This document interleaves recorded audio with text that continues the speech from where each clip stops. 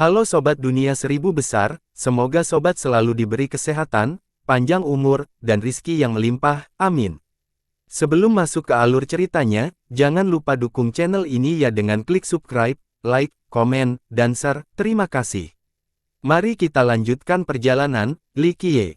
Li Qiye mengangguk sebagai jawaban, ya, saya kebetulan melewati gurun ini dan menemukan bahwa gurun ini sangat cocok untuk melatih tubuh, jadi saya memilih untuk melakukannya. Kultivasi adalah menyempurnakan fondasi Dao, apa gunanya melatih daging? Biarpun tubuhmu bisa menjadi lebih kuat, apakah itu akan menggunakan senjata? Abao ingin melawan Li Qiye.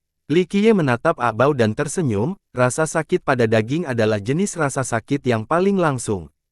Hanya ketika seseorang dapat menahan rasa sakit daging barulah mereka mampu menahan rasa sakit pikiran.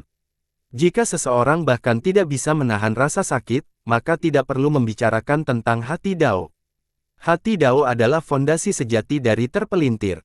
Yi Chuan tidak bisa tidak memuji setelah mendengar ini, teman kecil masih muda dan bukan dari sekte terkenal, namun kamu memiliki kebijaksanaan seperti itu, sungguh luar biasa.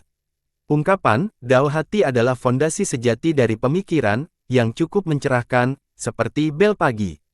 Dengan itu, dia memberitahu murid-murid di belakangnya, kalian semua harus belajar dari teman kecil ini.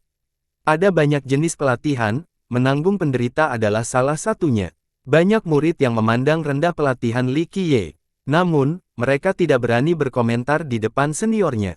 Di mata mereka, manusia fana yang berjalan melewati gurun bukanlah pelatihan yang sama sekali, itu hanya penderitaan yang terjadi dalam kehidupan manusia. Jadi, kamu sedang menyempurnakan hati Daomu. Gadis bernama Ali itu dengan penuh rasa ingin tahu menatap ke arah Li Qiye dan berpikir bahwa dia adalah pria yang cukup aneh.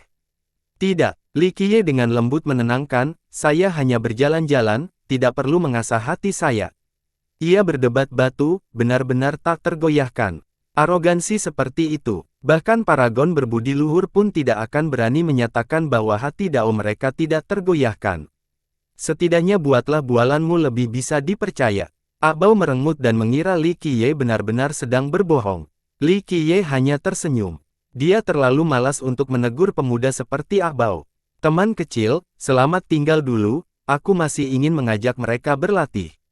Yi Chuan tertawa dan mengucapkan selamat tinggal pada Li Qiye sebelum terbang di atas karpetnya.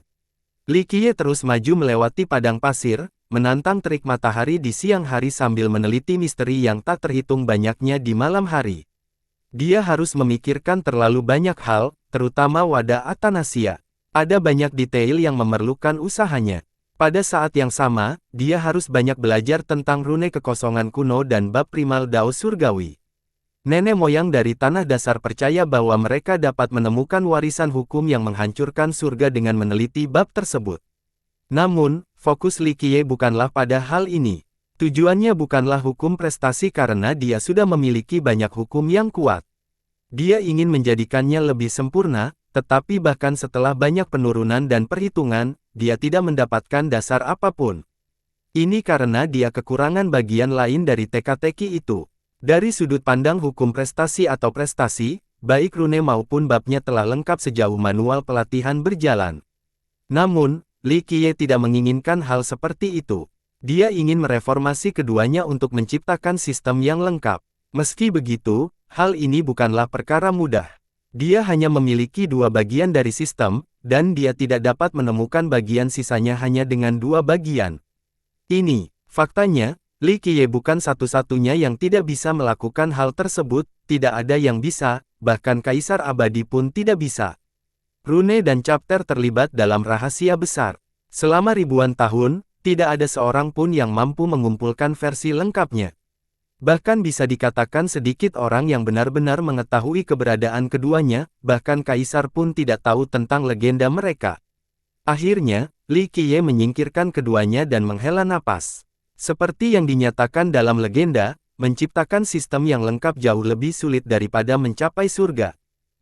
Hukum saling terkait dan pedang Dao muncul di tangan Li Qiye. Li Qiye segera merasakan perasaan yang luar biasa dengan benda yang digenggamnya. Pedang hitam pekat ini tidak memiliki ketajaman dan ujung pedang yang menakutkan. Jika dilempar ke tanah, mungkin tidak ada petani yang mau mengambilnya. Li Qiye dengan lembut menegakkan ujung pisau yang tumpul dan tidak berbahaya. Tentu saja, dia tidak mencoba merasakan ketajaman pedang melainkan kekuatan hukum dan sifat yang tertanam di dalamnya. Mengontrol pedang ini sama dengan mengendalikan segudang hukum tertinggi, memungkinkan seseorang menjadi penguasa segalanya. Dao Sword, ini adalah sesuatu yang akan membuat orang lain mengeluarkan air liur karena keserakahan. Li Qiye dengan lembut dan membungkusnya di dalamnya dan memasukkannya. Sayangnya, nenek moyang darah saat itu tidak pernah berhasil memanfaatkan efek aslinya. Li Qiye menyingkirkan pedangnya. Pikirannya terbuka dan dua sinar cahaya berbeda saling terkait. Yang satu berwarna perak berkilauan sedangkan yang lainnya emas. Mereka melingkar seperti dua naga banjir kecil dan membentuk spiral yang terus berputar. Cahaya perak adalah sesuatu yang dia peroleh dari pusaran perak setelah menghancurkan alam leluhur sementara cahaya keemasan berasal dari pusaran emas di kolam kemegahan Provenance. Di masa lalu, Li Qiye memahami misteri mereka serta rahasia poros perak di alam leluhur setelah melakukan banyak penelitian. Saat ini, dia sedang melihat versi emasnya. Dia tahu sedikit tentang hal itu sebelumnya juga, tapi dia ingin mengungkap misterinya sepenuhnya. Akhirnya, Li Qiye menutup pikirannya dan kedua sinar itu menghilang. Dia membuka matanya dan tersenyum, semua rahasia ada di sini. Kakek iblis abadi, kamu hanya tahu satu bagian dari teka-teki. Rahasia sebenarnya masih ada. Setelah itu, Li Qiye menatap cakrawala jauh dan menyimpulkan dengan serius, aku akan kembali suatu hari nanti. Kaisar, dewa, bahkan langit yang tinggi, aku akan membunuh semua yang menghalangi jalanku. Dia sangat menantikan hari itu. Selanjutnya, dia mulai bermeditasi di dalam lautan ingatannya. Dia dengan hati-hati mencari ke dalam, tidak berani melewatkan detail terkecil. Ada banyak rahasia yang tersimpan di dalam pikiran. Beberapa di antaranya berasal dari lelaki tua di dasar jurang di halaman Dristone. Terlebih lagi, rahasianya sangat menakutkan hingga bahkan bisa menakuti Kaisar Abadi. Di masa lalu ketika Dark Crow masih belum berpengalaman, sebelum hari-hari di mana dia bisa melakukan apapun yang dia mau, dia ditipu oleh lelaki tua itu ketika dia tiba di Dristone Courtyard.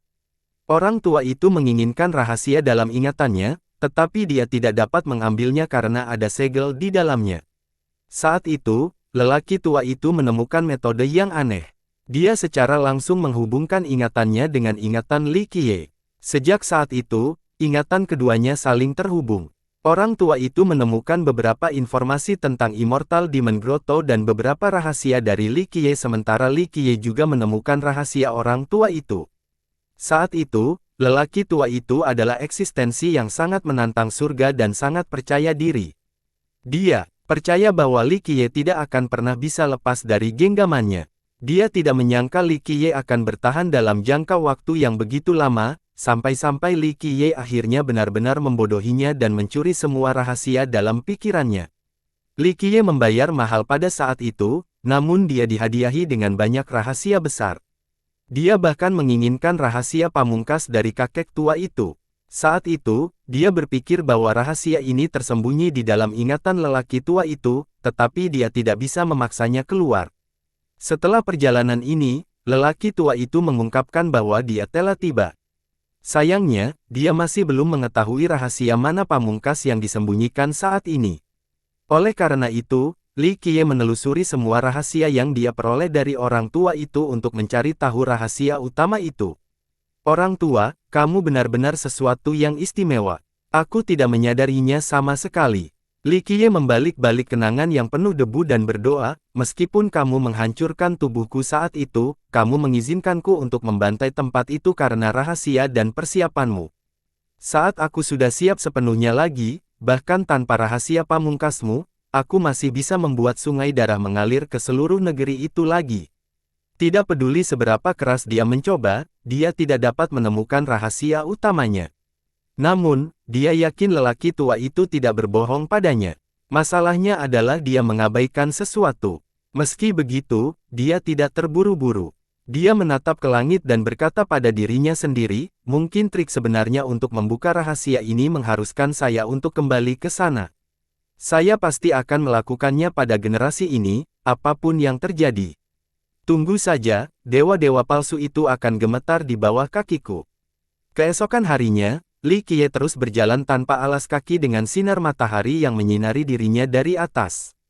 Ini adalah perjalanan yang panjang sejak Li Qiye menyumbangkan waktunya. Berjalan tanpa alas kaki ini mungkin merupakan semacam penyiksaan bagi orang lain, tapi Li Qiye menikmatinya. Dia mampu melepaskan segalanya di gurun ini. Tujuan saat ini adalah meninggalkan gurun. Segala sesuatu yang lain tertinggal. Teman kecil, kita bertemu lagi. Sebuah karpet muncul lagi di atas Li Qiye. Itu adalah kelompok Yi Chuan. Li Qiye memandang mereka dan tersenyum, sepertinya perjalanan kalian semua menghasilkan hasil. Tanpa diragukan lagi, junior di belakang Yi Chuan jauh lebih bersemangat dibandingkan sebelumnya. Mereka pasti menjalani sesi latihan yang bagus. Ali yang tersenyum dan mengeluh, kami memperoleh banyak hasil. Ali, kamu tidak bisa begitu saja memberikan hartamu kepada orang lain, kalau tidak mereka akan mencuri. Ah Bao, sebagai kakak laki-laki, dengan cepat mengingatkan adik kecilnya. Di matanya, Li Qiye hanyalah orang luar. Informasi seperti itu tentu saja tidak dapat diungkapkan kepada pihak luar karena dapat menimbulkan masalah yang tidak perlu. Li Qiye tersenyum dan memberitahu Ali sambil mengabaikan Ah Bao, saya sedang berbicara tentang hati dan jiwa Dao Anda. Dibandingkan dengan manfaat ini, hanya sekedar material eksternal. Akan ada banyak peluang untuk mendapatkan harta karun di kemudian hari, tetapi pelatihan jantung Dao bukan hanya sebuah proses, itu adalah semacam takdir. Keuntungan seperti itu tidak dapat diperoleh setiap saat. Teman kecil, itu cukup mendalam. Yi Chuan tidak bisa tidak memuji. Dia memandang Li Qiye dengan rasa skeptis yang semakin besar. Ini bukanlah kata-kata yang seharusnya keluar dari seorang pemuda. Kedengarannya seperti sesuatu yang harus dikatakan oleh orang yang tahan cuaca dan berpengalaman. Hanya ucapan biasa saja. Li Qiye tersenyum tanpa rasa puas diri. Ungkapan seperti itu benar-benar merupakan ucapan biasa baginya. Itu semua hanya teori. Ah Bao direndam. Dia tidak puas dengan Li Qiye terlepas dari apa yang dia katakan karena memiliki prasangka buruk terhadapnya. Yi Chuan tersenyum dan bertanya pada Li Qiye, apakah kamu masih berlatih? Apakah kamu ingin aku membawakanmu sisa perjalanan? Li Qiye melihat ke depan dan menenangkannya, tidak perlu, sepertinya tidak akan lama lagi aku bisa meninggalkan gurun ini.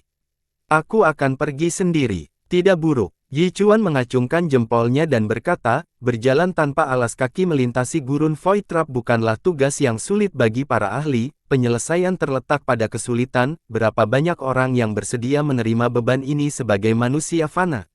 Butuh ketekunan yang besar, tentu tidak mudah. Penggarap mampu melakukan banyak hal. Namun, mereka biasanya terbiasa menjadi tinggi di atas yang lain. Banyak dari mereka tidak mau bertindak sebagai manusia lagi. Kalian semua harus belajar dari saudara Dao ini. Cerminannya bukan hanya tentang mengembangkan hukum kesejahteraan Anda, tetapi juga tentang melatih kemauan dan tekad untuk mempertajam pikiran Anda. Yi Chuan berbalik dan memberitahu murid-muridnya. Dia ingin menggunakan Li Qiye sebagai panutan. Untuk muridnya, mereka hanya bisa mendengarkan seniornya. Tentu saja, mereka tidak memedulikan kata-kata Li Qiye. Di mata mereka, Li Qiye bukanlah siapa-siapa, seseorang yang tidak lebih baik dari manusia biasa, tidak ada gunanya belajar darinya. Kebanyakan dari mereka menganggap diri mereka jauh lebih baik darinya. Mereka berasal dari sekte besar dan telah dididik dalam peraturan hukum yang kuat sejak usia muda dan meminum obat-obatan yang menakjubkan. Di mata mereka, belajar dari Li Qiye, yang pada dasarnya adalah manusia fana, adalah hal yang berputar-putar. Teman kecil, aku tidak akan mengganggumu lagi. Semoga kita bertemu lagi di masa depan. Yi Chuan mengucapkan selamat tinggal dengan cara yang sangat sopan. Dia memiliki status mulia sebagai penguasa suatu negara. Namun, dia luar biasa dalam satu hal, visinya bukanlah sesuatu yang bisa dibandingkan dengan murid-murid di belakangnya. Di matanya, meskipun Li Qiye adalah seorang gelandangan yang berbakat, dia akan memiliki masa depan yang penuh warna karena hati dan tekad Dao-nya. Dia sangat menyukai anak muda dengan ketekunan yang tinggi seperti Li Qiye. Inilah orang-orang yang kemungkinan besar akan meraih kesuksesan besar. Li Qiye tersenyum dan juga mengucapkan selamat tinggal pada Yi Chuan sebelum melanjutkan perjalanannya. Setelah berjalan cukup lama, dia akhirnya berhasil keluar dari gurun dan disambut oleh gelombang kelembapan. Tepatnya di luar gurun ada tanah yang penuh udara. Ada perbukitan hijau dan sungai di sekitarnya. Orang bisa melihat perahu-perahu berlayar dan mendayung mengikuti arus. Di bawah gemerlap ombak, ikan-ikan gemuk melompat keluar dari udara sementara bangau melintas di permukaan. Di kedua sisi sungai terdapat kepulan asap hijau seolah ini adalah surga. Kontras antara gurun dan daratan dengan sungai besar membuatnya tampak seperti dua dunia berbeda yang bertemu di sini. Memberikan sensasi melangkah dari tanah gersang makmur lokasi yang hanya bisa ada dalam lukisan. Siapapun pasti merasa santai saat berjalan di negeri surga ini. Li Qiye berkomentar secara emosional, Sungai Jiangnan, perbatasan selatan. Ini memang lokasi yang bagus dan menyegarkan. Setiap kali dia datang ke sini, dia akan tinggal selama beberapa waktu karena kecintaannya pada tempat itu. Gurun berada di sebelah tanah dasar sedangkan perbatasan selatan berada di sebelah gurun, tanah kaya yang penuh udara. Siapapun akan merasa bahwa penciptaan adalah suatu hal yang ajaib. Sebuah negeri dengan sungai besar dan gurun yang hanya dipisahkan oleh satu jalan, ini cukup sulit dipercaya. Bumi tandus selatan, sangatlah luas dan berisi banyak hal. Seluruh tempat itu cukup pinggiran kota, terutama wilayah paling selatan. Wilayah selatan ini disebut perbatasan selatan atau tanah Tang Selatan. Alasan mengapa ia mempunyai nama ini adalah karena ia berada di bawah pengumuman sebuah negara bernama Tang Selatan. Perbatasan selatan tidak hanya terdiri dari Tang Selatan. Faktanya, ada lebih dari 10 negara berbeda di sini bersama dengan sekte kecil lainnya yang tak terhitung jumlahnya. Namun, semua negara ini merupakan anak sungai dari Tang Selatan, garis keturunan terbesar di perbatasan selatan. Yang lemahnya kepatuhan pada yang kuat, sekte yang lebih kecil berada di bawah sekte besar, hal seperti itu terlalu umum di dunia pengajar. Namun berbeda di wilayah ini. Tang Selatan tidak peduli mengelola negara bagiannya atau mencampurkan urusan mereka. Status anak sungai sebagian besar hanya sebatas nama saja. Negara-negara kecil tidak perlu membayar upeti atau bertindak sebagai pengikut. Pada saat yang sama, mereka juga sangat mendukung Tang Selatan. Perselisihan yang terjadi sangat sedikit, sehingga warga di wilayah ini dapat menjalani kehidupan yang damai, seperti tinggal di surga. Li Qiye berhasil sampai ke kota kuno setelah berjalan sebentar. Kota khusus ini berbeda dibandingkan dengan kota lain di wilayah ini, tidak ada tembok tinggi atau jalan setapak yang besar, yang jelas hanya tidak ada arsitektur megah. Di sekeliling kota ini terdapat sungai yang bercabang ke setiap sudut bangunan. Selama seseorang punya perahu, mereka bisa pergi kemana saja di kota ini. Ada banyak pohon besar di sini yang menawarkan keteduhan. Air yang mengalir ada di mana-mana dan memberikan perasaan menyenangkan namun menyeluruh. Li Qiye saat ini cukup berkemah dengan kotoran di seluruh wajahnya. Dia tampak seperti manusia biasa di kota. Paling-paling, orang hanya akan mengira sebagai seorang pengemis. Penggarap tidak akan meliriknya untuk kedua kalinya, hanya manusia yang akan memberikan beberapa koin pada waktu-waktu tertentu. Li Qiye tidak perlu pergi terlalu jauh sebelum menerima banyak koin. Alasannya cukup sederhana, ini adalah negeri yang berlimpah. Orang-orang mempunyai rumah dan pekerjaan sehingga manusia di sini cukup berkecukupan.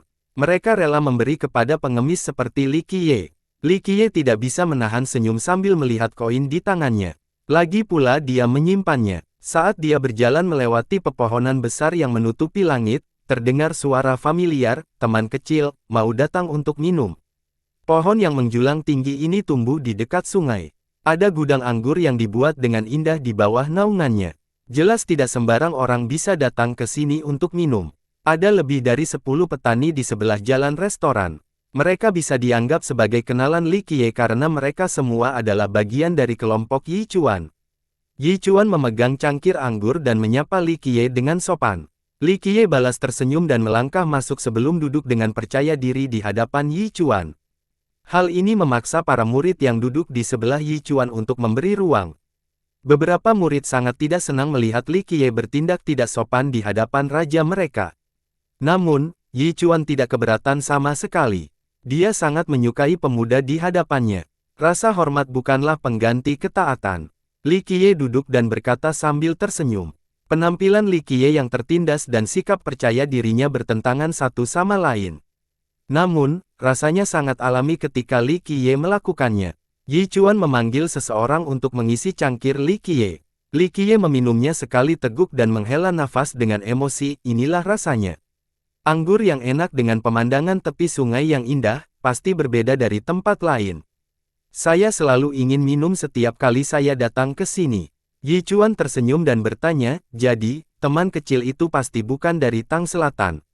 4 Samudera adalah rumahku. Li Qiye dengan santai menjawab, namun, Tang Selatan memang merupakan tempat yang patut diingat. Ini memberikan perasaan yang sangat santai dan menenangkan jiwa. Yi Chuan melanjutkan, kamu belum berpikir untuk tinggal di sini. Untuk menemukan sekte dan memulai jalan sampai ke pintu Grand Dao. Apakah kamu mengatakan kamu ingin menerimaku sebagai murid? Li Qiye meletakkan cangkirnya dan tersenyum sambil menatap Yi Chuan. Jangan bertindak kurang terbuka di depan yang mulia.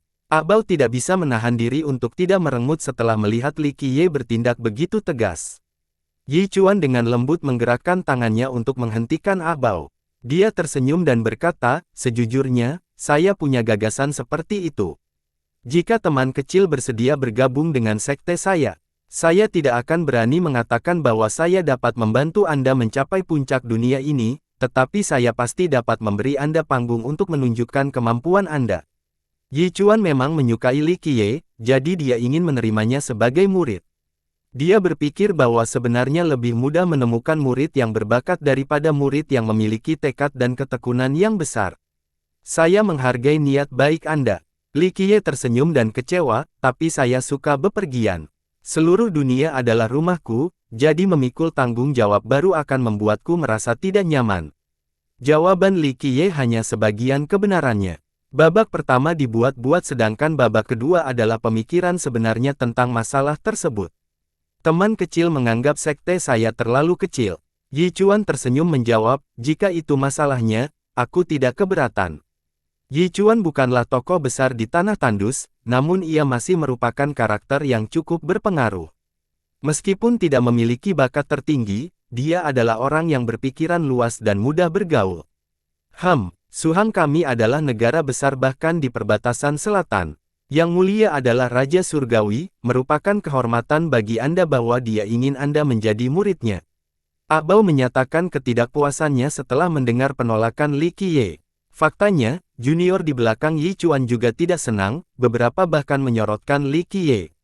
Di mata mereka, merupakan suatu kehormatan besar bagi manusia seperti dia untuk menjadi murid yang mulia. Sehingga kini, mereka merasa dirugikan dengan penolakan tersebut. Jangan berkomentar seperti itu. Yi Chuan dengan lembut menenangkan dan berkata kepada kelompok Abao, orang mempunyai aspirasi yang berbeda. Ini bukan hal yang aneh. Dia adalah seorang raja kerajaan, tapi dia tidak memiliki kesombongan yang biasanya menyertai peran tersebut. Li Qiye meminum secangkir lagi dan dengan santai tersenyum, kamu benar-benar orang baik.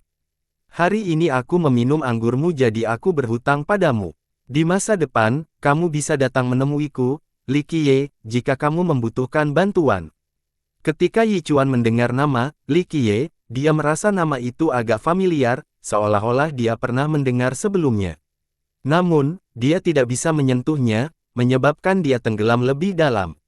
Ali bercandakan mata sambil bercanda dan bertanya, kami bisa membicarakanmu tentang apa saja.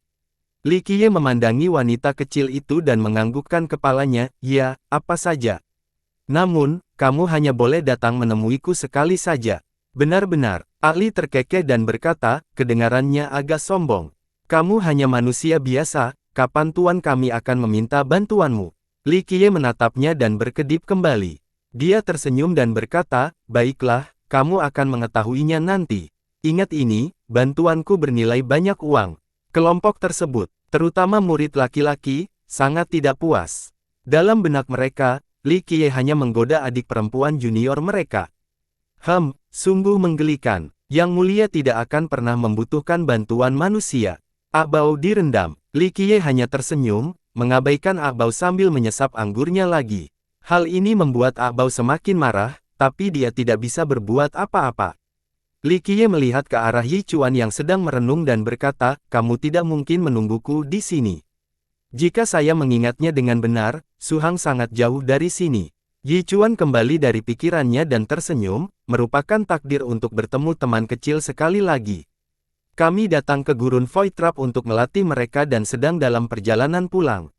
Namun, ternyata Yang Mulia sedang berpatroli di sekitar sini, jadi kami datang untuk memberi penghargaan kepada para junior dengan kehadirannya. Yang Mulia, Li Qiye sedikit terkejut mendengarnya. Yi Chuan sudah menjadi penguasa kerajaan Suhang, jadi tidak banyak orang yang singgah di Yang Mulia. Yi Chuan dengan cepat menjawab, Yang Mulia Cuyun, penguasa agung Tang Selatan. Semua orang menyebutnya dengan gelar kekuasaannya. Dia juga kebanggaan kami. Li Qiye akhirnya memanggil seseorang dan meminta konfirmasi, Ye Cuyun, kan? Pewaris sekolah teratai murni. Tuan Agung menggantikan sekolah teratai murni dan telah memimpin Tang Selatan selama bertahun-tahun setelah menjadi paragon berbudi luhur. Yi Chuan menjelaskan. Li Qiye akhirnya mengingat orang itu, Ye Cuyun. Kembali ke Akademi Dao Surgawi, dia masih seorang gadis kecil. Dia datang bersama Bing Yuxia, dan dia bahkan membawanya ke pohon dunia. Bertahun-tahun berlalu dalam sekejap mata. Dia sudah menjadi penguasa sekolah teratai murni, penguasa kerajaan Ang Selatan. Di bawah kendalinya adalah sekte dan seluruh negeri. Sekolah teratai murni dapat dianggap sebagai garis keturunan-keturunan. Nenek moyang mereka memiliki hubungan yang mendalam dengan Kaisar Abadi Yan Wu. Terlebih lagi, sekolah mereka telah menerima sebagian dari warisan Kaisar. Ia bahkan membangun Tang Selatan dan mengatur perbatasan selatan yang luas. Sekolah itu sendiri dipengaruhi oleh Kaisar Abadi Yan Wu, yang kurang tertarik untuk ikut campur dalam urusan duniawi. Inilah alasan mengapa Tang Selatan dibentuk, untuk mengambil tempat dalam mengatur dunia. Para murid di belakang Yi Chuan sangat kagum ketika berbicara tentang Ye Cuyun. Menurut mereka, merupakan suatu kehormatan besar yang bisa bertemu dengan penguasa wilayah mereka. Li Qiye dengan santai bertanya, Nona Cuyun akan datang ke sini. Jika Ye Cuyun ada di sini, dia harus menemuinya karena ada sesuatu yang memerlukan bantuannya. Yi Chuan tersenyum menjawab, Yang Mulia berada di jalur patroli selatan. Setelah dia menguasai Tang Selatan, dia mulai melakukan tur inspeksi ini setiap beberapa tahun untuk meredakan gangguan antar negara di sini. Dia kebetulan lewat saat ini. Banyak master sekte dan penguasa kerajaan di wilayah ini mengatur perjamuan untuknya malam ini, jadi saya akan membawa juniornya untuk berdiskusi dengannya. Li Qiye mendapat sebuah ide, jadi dia bertanya, di mana saya bisa bertemu dengannya. Akbau yang tidak bahagia segera berkata, Tuan Yang Agung adalah penguasa kami. Dia adalah yang tertinggi dan mulia dan bukan seseorang yang bisa kamu temui sesukamu. Akbau, jangan kasar. Yi Chuan berhenti, para pemimpin sedang mengadakan ceramah di Waterside Garden.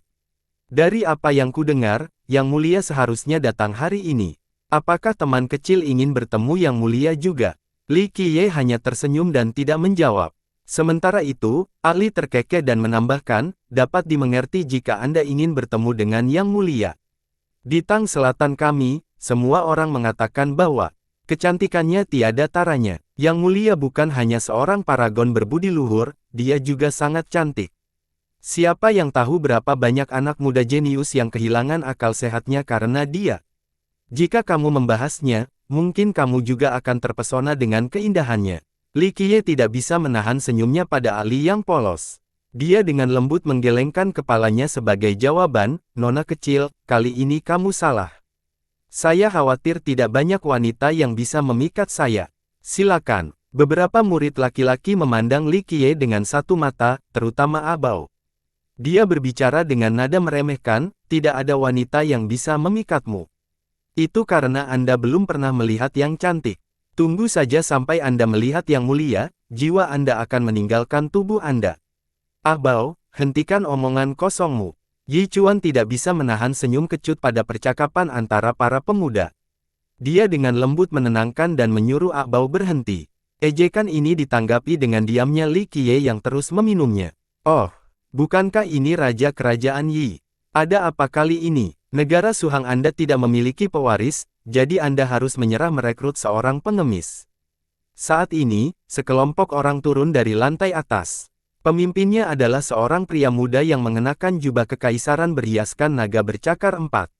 Dia memiliki penampilan yang mengesankan dan aura yang mengancam. Seluruh rombongannya terdiri dari para ahli yang kuat. Mudah untuk mengatakan bahwa latar belakang mereka luar biasa. Putra mahkota berbentuk kecil. Yi Chuan tidak marah dengan provokasi ini. Dia hanya dengan acuh berkata, pahlawan tetaplah pahlawan tanpa memandang latar belakang, harta benda, dan sekte. Pemuda ini adalah putra mahkota negara berbentuk kecil, salah satu dari 10 negara di bawah yurisdiksi Tang Selatan. Minor Fom dan Suhang bertetangga satu sama lain. Kedua belah pihak masih berselisih sampai sekarang. Meski belum pernah terjadi konflik berdarah, namun provokasi terhadap pertemuan mereka sudah terlalu lumrah. Apakah begitu? Kalau begitu jangan ragu untuk terus merekrut pengemis ini. Saya harap Anda dapat menemukan keturunan dari kelompok mereka. Putra mahkota berwujud kecil memandang ke arah Li Qiye dan tertawa, mudah-mudahan, dia akan menjadi seseorang yang luar biasa. Kalau tidak, murid-muridmu yang biasa-biasa saja di sana seharusnya tidak bermimpi untuk bersaing denganku. Tuan Kerajaan Yi, sebelum kamu menjadi tua, lebih baik kamu mencari seseorang sebelum terlambat. Kata-kata seperti itu membuat kelompok Ahbau memelototinya, namun sang pangeran tidak keberatan sama sekali. Dia tertawa arogan sebelum pergi bersama rombongannya. Para junior di belakang Yi Chuan sangat marah ketika mereka melihat sang pangeran pergi. Dia sengaja mempermalukan mereka. Ahbau dipenuhi gigi dan berkata, putra mahkota berwujud kecil itu terlalu menghina. Yang mulia masih satu generasi dengan ayahnya.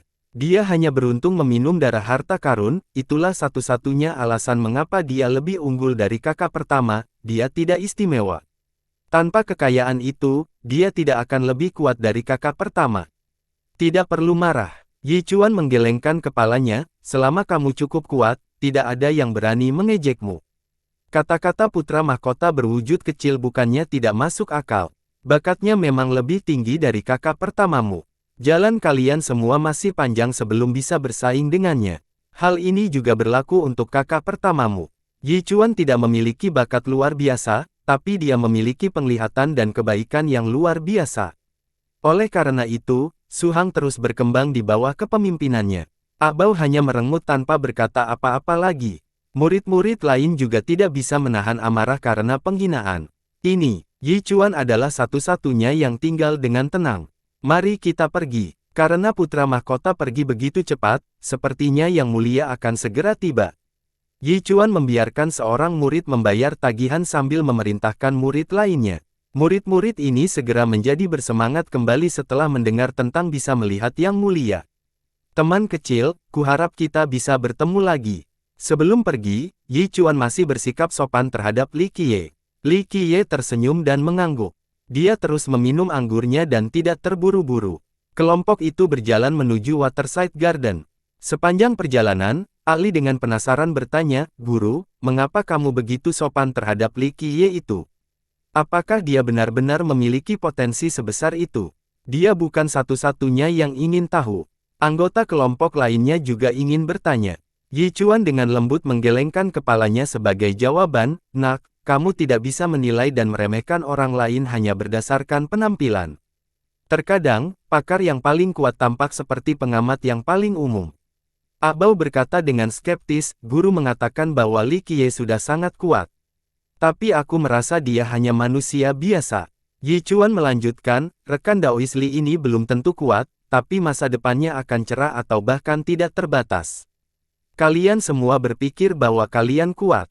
Mengenai pengaruh dan latar belakang, rekan Li ini mungkin lebih lemah dari Anda, tetapi kenyataannya adalah dalam hal hati Dao, kebijaksanaan, dan ketekunan, Anda semua tidak dapat dibandingkan dengannya sama sekali. Hal ini bukan hanya karena tekadnya, namun karena ia tetap tidak gentar meskipun terjadi tanah longsor." Dengan itu, Yi Chuan memandang juniornya, kultivasi bukan hanya tentang menjadi lebih kuat. Itu membutuhkan penguatan pikiranmu juga. Hanya ketika pikiran dan pemikiran seseorang sama-sama kuat barulah seseorang dapat melangkah lebih jauh dalam Dao. Ingat baik-baik, bukan hanya orang jenius yang akan menjadi yang terkuat. Yi Chuan dengan serius menjelaskan, selama berabad-abad, tak terhitung banyaknya orang jenius dan ahli brilian yang lahir ke dunia, namun pada akhirnya, hanya satu yang akan menjadi kaisar abadi. Terlebih lagi, ada banyak orang yang bahkan lebih luar biasa dibandingkan dengan para kaisar, tapi pada akhirnya, mereka tidak menghasilkan apa-apa. Dia berhenti sejenak sebelum melanjutkan, seringkali, itu bukan karena para jenius ini tidak cukup kuat. Itu karena hati mereka kurang. Beberapa tidak dapat bangkit kembali setelah mengalami penampilan kecil dan menghilang selamanya di antara kepadatan. Saya tahu Anda semua sangat sombong, tetapi berpikirlah, jika Anda mulai menjadi manusia fana atau seorang gelandangan, apakah Anda akan begitu ceria dan santai hari ini? Kelompok itu terdiam setelah mendengar ini. Pidato ini berfungsi sebagai peringatan bagi mereka. Di gudang anggur, Li Qiye menghabiskan anggur berkualitasnya sebelum pergi. Dia menanyakan arah ke Waterside Garden dan kemudian menuju ke sana. Faktanya, dia bukan satu-satunya yang melakukan hal tersebut, banyak petani sedang menuju ke sana. Banyak dari mereka adalah pemain gelandang. Sebelumnya, berita tentang patroli selatan Tuan Besar telah tersebar luas. Semua pembudidaya di sini berlari untuk melihatnya sekali. Banyak orang senang membicarakan Ye Chuyun. Bahkan bisa dikatakan bahwa di seluruh Tang Selatan, banyak orang yang melihatnya sebagai kebanggaan mereka.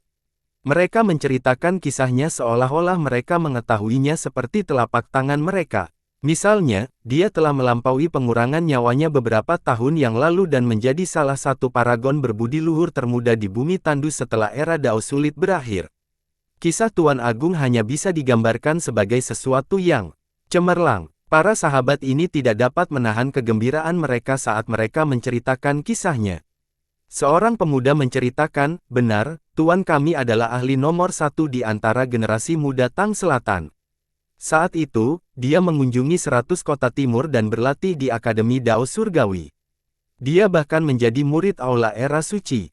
Yang lain berbicara sambil penuh kekaguman, ya, Aula Era Suci. Ini adalah tempat berkumpulnya talenta terhebat di dunia Kaisar Fana. Begitu banyak orang jenius yang tidak bisa masuk. Perbuatan mulianya tidak berhenti sampai di situ. Rumor mengatakan bahwa dia bahkan telah mencapai puncak pohon dunia, sesuatu yang bahkan tidak dapat dilakukan oleh keturunan-keturunannya. Kata orang, hanya sedikit orang seperti Dewa Jikong Wudi dan Dewi Mei Suyao yang berhasil mencapai puncak, namun junjungan kita juga mampu melakukannya. Sangat mudah untuk membayangkan betapa kuatnya dia. Pengendalian diri menjadi pemandangan langka ketika topiknya adalah tentang masa lalu Ye Chuyun. Waterside Garden terletak di wilayah selatan kota ini, dikelilingi oleh sungai dan pemandangan yang indah. Terlebih lagi, energi roh mengalir kemana-mana. Jenis tanah ini bukanlah sesuatu yang bisa dimiliki oleh manusia biasa. Ini adalah milik suatu kekuatan besar. Sekte ini segera mempersiapkannya untuk menyambut Tuan Besar yang akan muncul. Saat Li Qiye tiba, banyak ahli dan gelandangan telah menunggu dengan tenang. Setiap teman dapat bertemu dengannya selama patroli, tidak peduli latar belakang atau sekte mereka saat ini. Dengan demikian, taman itu penuh sesak dan terdiri dari orang-orang mulai dari raja kerajaan dan ketua sekte hingga penggarap dengan awal yang sederhana. Tidak ada persyaratan lain untuk bisa masuk selain menjadi seorang yang cerdas. Meski demikian, pihak taman tetap memiliki pengawal untuk mencegah terjadinya kecelakaan. Manusia tidak bisa masuk. Para penjaga segera menghentikan Li Qiye di gerbang. Tak ayal, dia masuk ke dalam kategori larangan masuk. Biarpun dia bukan manusia biasa, dia tetap tidak bisa masuk dengan penampilan yang subur saat ini. Membiarkan orang seperti ini masuk merupakan penghinaan terhadap reputasi Tang Selatan mereka. Minggir, Li Qiye mengibaskan rambutnya sambil melihat ke arah dua penjaga yang menghalanginya dengan tombak mereka. Saat tatapan tenang terjadi pada mereka, kedua penjaga itu gemetar. Sepasang mata kusam ini tidak memiliki gengsi apapun. Namun, itu memancarkan kekuatan yang tak terkatakan yang menyebabkan mereka merasakan ketakutan saat kaki mereka melemah. Keduanya memiliki budidaya yang lemah, jadi bagaimana mereka bisa menahannya? Mereka tidak berani berhenti dan membiarkan masuk. Setelah Li Qiye masuk, kedua penjaga itu akhirnya menghela nafas lega. Mereka merasakan hawa dingin dan saling melirik, itu sangat aneh. Pada titik ini, para penggarap diam-diam berdiri di sana, menunggu kedatangan Tuan Agung. Para pemimpin yang saling kenal mulai berbicara. Sedangkan para gelandangan dan petani rendahan, mereka memperkenalkan diri mereka dengan baik dan memilih untuk tinggal di sudut jauh. Mereka tidak berani bersaing dengan para ahli dan pemimpin tersebut untuk mendapatkan tempat yang lebih baik. Tentu saja, para pemimpin yang berkuasa duduk di depan. Mereka memenuhi syarat untuk bertemu dengan Tuan Agung terlebih dahulu. Saat mereka memberi salam ramah, seseorang melihat Li Qiye masuk dan bertanya dengan terkejut, siapa itu? Tiba-tiba, banyak yang memandangnya. Mereka memperhatikan penampilan dan mengerutkan kening. Dari mana datangnya pengemis ini? Mengapa orang seperti itu masuk? Seorang master sekte melihatnya dan mengerutkan kening. Di mata mereka, penyambutan Tuan Agung adalah peristiwa besar. Bagaimana mereka bisa senang melihat pengemis di tempat ini? Kenapa dia ada di sini? Apakah ini tempat di mana dia bisa datang? Ah Bao, yang selalu tidak senang dengan Li Qiye, di dalamnya. Bahkan Yi Chuan terkejut melihat Li Qiye di sini. Junior, apakah kamu tersesat? Seorang master sekte benar-benar tidak puas terhadap Li Qiye dan meninggikan aktingnya dengan agresif. Manusia akan jatuh ke tanah karena aura ini. Li Qiye perlahan membalikkan badannya dan bertanya, apakah ini taman tepi air? Ya, tempat ini adalah taman tepi air, tapi ini bukanlah tempat di mana kamu bisa datang dan pergi sesukamu. Master sekte berbicara saat aura kerajaan muncul dari tubuhnya. Li Qiye memegang tangannya dengan acuh tak acuh dan memotongnya, kalau begitu benar, aku tidak datang ke tempat yang salah. Oh, bukankah ini teman raja kerajaan Yi Chuan? Ada apa? Apakah temanmu ingin datang ke sini untuk mengemis? Sebuah suara sarkastik muncul, itu adalah putra mahkota berbentuk kecil. Pangeran melakukan ini untuk mempermalukan Yi Chuan di hadapan semua orang. Dia sengaja membuat masalah. Banyak yang dengan cepat mengalihkan pandangan mereka ke arah Yi Chuan. Beberapa master sekte yang ingin mengusir Li Qiye juga melihat ke arah Yi Chuan. Seperti kata pepatah lama, seseorang harus melihat pemiliknya sebelum memukuli anjingnya. Yi Chuan adalah tokoh besar di Tang Selatan. Siapapun harus menunjukkan pertimbangan terhadapnya. Sikap jujur putra mahkota berbentuk kecil terhadapnya adalah bagian dari minoritas. Kelompok Ah Bao, pada saat ini, dengan marah menatap Li Qiye. Di mata mereka, Li Qiye sedang membuang muka negaranya. Dia sengaja menguasai mereka untuk mundur. Yi Chuan agak malu. Dia terbatuk dan berkata, saya kenal teman kecil ini. Dia tidak menyangkal bahwa dia adalah kenalan Li Qiye. Li Qiye mengulurkan tangannya dan berkata, kedatanganku ke sini tidak ada kesepakatan dengan Royal Lord Yi. Kalian semua tidak perlu khawatir, lakukan sesukamu. Haha, bocah nakal, jika Yi Chuan tidak membawamu ke sini, bagaimana kamu bisa masuk? Putra mahkota kembali memprovokasi. Matamu yang mana yang melihat yang mulia membawanya ke sini? Ah Bao hanya bisa menatap tajam pada upaya terang-terangan sang pangeran untuk mempermalukan raja mereka. Ah Bao, jangan kasar. Yi Chuan dengan lembut menenangkan, ini bukan masalah besar meskipun aku membawa teman kecil ini ke sini. Patroli Tuan Besar kita dimaksudkan untuk dilihat semua orang. Li Qiye hanya tersenyum dan terus duduk bahkan dalam situasi ini. Junior, enyalah ke samping, itu bukan tempat bagimu untuk duduk. Seorang raja segera berteriak setelah melihat di mana dia duduk. Menatap dingin menimpanya. Menurut pendapat mereka, Li Qiye benar-benar terlalu keterlaluan untuk duduk di depan. Mereka mengira orang seperti dia seharusnya duduk di sudut yang tidak jelas. Mungkin bahkan para penggarap gelandangan pun tidak mau duduk di dekatnya. Tapi sekarang, dia melakukan hal sebaiknya dan mengambil barisan depan, menarik perhatian semua orang. Ini hanya meminta pemukulan. Li Qiye perlahan berbalik untuk melihat raja kerajaan ini dan dengan santai berkata, saya bisa duduk di atas 9 langit, apalagi tempat ini. Tutup mulutmu, kamu. Sang raja gemetar karena marah dan menatap Li Qiye dengan marah. Terlalu diburu untuk diteriaki oleh orang seperti dia. Haha, sepertinya seseorang mengandalkan prestise raja kerajaan Yi Chuan untuk bertindak begitu arogan. Putra mahkota berbentuk kecil mencibir. Negaranya dan Su Hang selalu berselisih, jadi dia mengipasi api untuk mempermalukan Yi Chuan. Raja yang meneriaki Li Qiye sebelumnya mengatakan pada Yi Chuan dengan nada serius, Tuan Kerajaan Yi, jika ini adalah muridmu, disiplinlah dia agar tidak dipermalukan di hadapan Tuan Besar. Jika Li Qiye adalah murid Yi Chuan, maka bukan tempatnya untuk mendisiplinkannya, jadi dia malah ingin menekan Yi Chuan. Tuan Kerajaan Yi, kamu harus memerintah murid seperti ini dengan lebih baik, sungguh-sungguh. Junior, duduklah di belakang seniormu, ini bukan tempat untuk bertindak tidak sopan. Ketua sekte lainnya sangat tidak senang dengan tindakan Li Qiye dan dengan dingin menyuarakan persetujuannya. Bahkan kelompok Abao pun menatap tajam ke arah Li Qiye. Tindakan Li Qiye membuat raja mereka menjadi sangat canggung dan kehilangan seluruh mukanya. Yi Chuan agak malu. Dia tidak bisa menahan diri untuk tidak melambai ke arah Li Qiye. Teman kecil, duduklah di belakangku. Anda sedang duduk di tempat master sekte. Sikap Yi Chuan sangat ramah terhadap Li Qiye. Jika itu adalah orang lain, mereka tidak akan repot-repot melindungi Li Qiye. Li Qiye duduk di sana dengan kokoh dan tidak bergerak. Dia hanya tersenyum dan berkata, "Tuan Kerajaan Yi, terima kasih atas perhatiannya, tapi saya lebih suka kursi ini sekarang." Yi Chuan hanya bisa tersenyum kecut mendengarkan sementara Abao dengan marah berkata, "Yang mulia, tinggalkan saja orang yang tidak tahu terima kasih ini." Kerumunan yang hadir memiliki berbagai macam ekspresi saat mereka menatap Li Qiye.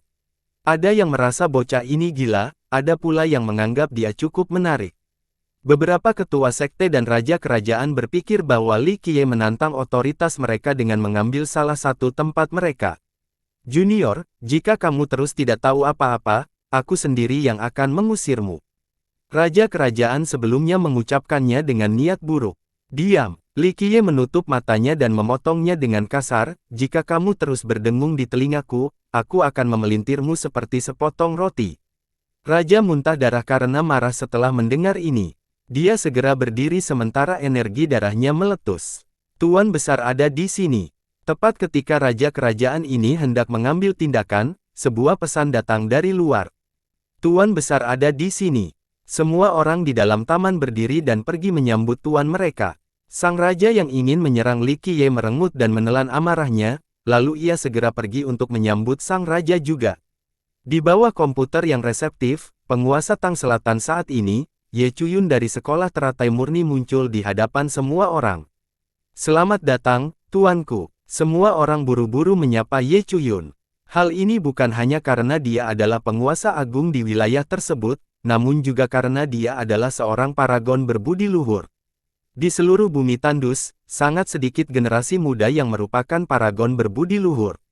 Dapat dikatakan bahwa mereka yang mencapai level ini dapat dihitung dengan satu tangan, dan dia juga telah mencapai level tersebut bertahun-tahun yang lalu. Dia cukup kuat, seseorang yang patut ditakuti sekaligus menjadi kebanggaan rakyatnya. Li Qiye mencari Ye Chuyun yang dikelilingi oleh kerumunan. Setelah bertahun-tahun, gayanya menjadi lebih cemerlang dari sebelumnya. Dia masih mengenakan gaun berwarna aqua dan mata almondnya mengandung sedikit pesona dan keanggunan. Aura alamnya diiringi dengan aura bermartabat dan mulia yang memiliki sentuhan feminitas yang tak terlukiskan.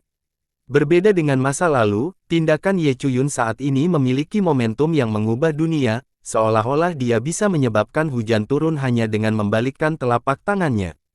Tidak ada keraguan bahwa mencapai virtues paragon memiliki arti yang sangat penting. Itu adalah langkah pertama menuju Grand Dao tertinggi, awal dari gelar dewa di masa depan. Di luar para master sekte dan raja kerajaan yang berkumpul di sekelilingnya, bahkan para penggarap biasa dan pengembara mencoba mencari kesempatan untuk memperkenalkan diri dan meninggalkan kesan yang baik. Di masa depan, jika mereka membutuhkan bantuan dari Tang Selatan atau sekolah teratai murni, setidaknya mereka bisa berpura-pura menjadi kenalan. Yi Chuan juga membawa juniornya untuk menemuinya. Kelompok Abao sangat senang melihat Ye Chuyun untuk pertama kalinya. Bagi pria dan wanita, Tuan Agung adalah dewi dan panutan mereka, merupakan kehormatan bagi mereka untuk dapat melihatnya secara langsung. Ye Chuyun tidak sombong. Dia menganggukkan kepalanya sebagai salam kepada semua orang. Sebelum dia menyadarinya, dia dikelilingi oleh master sekte dan bangsawan. Pada titik ini, tatapannya berhenti sejenak ketika dia secara tidak sengaja melihat seseorang duduk di depan. Pakaiannya compang camping, tapi sosok itu terlalu familiar. Ye Chuyun kaget karena dia sudah lama menghilang, tidak ada yang tahu keberadaannya, tapi sekarang dia tiba-tiba muncul di tempat ini cukup mencengangkan. "Yang mulia, pengemis ini menyelinap ke sini, biarkan saya mengusirnya."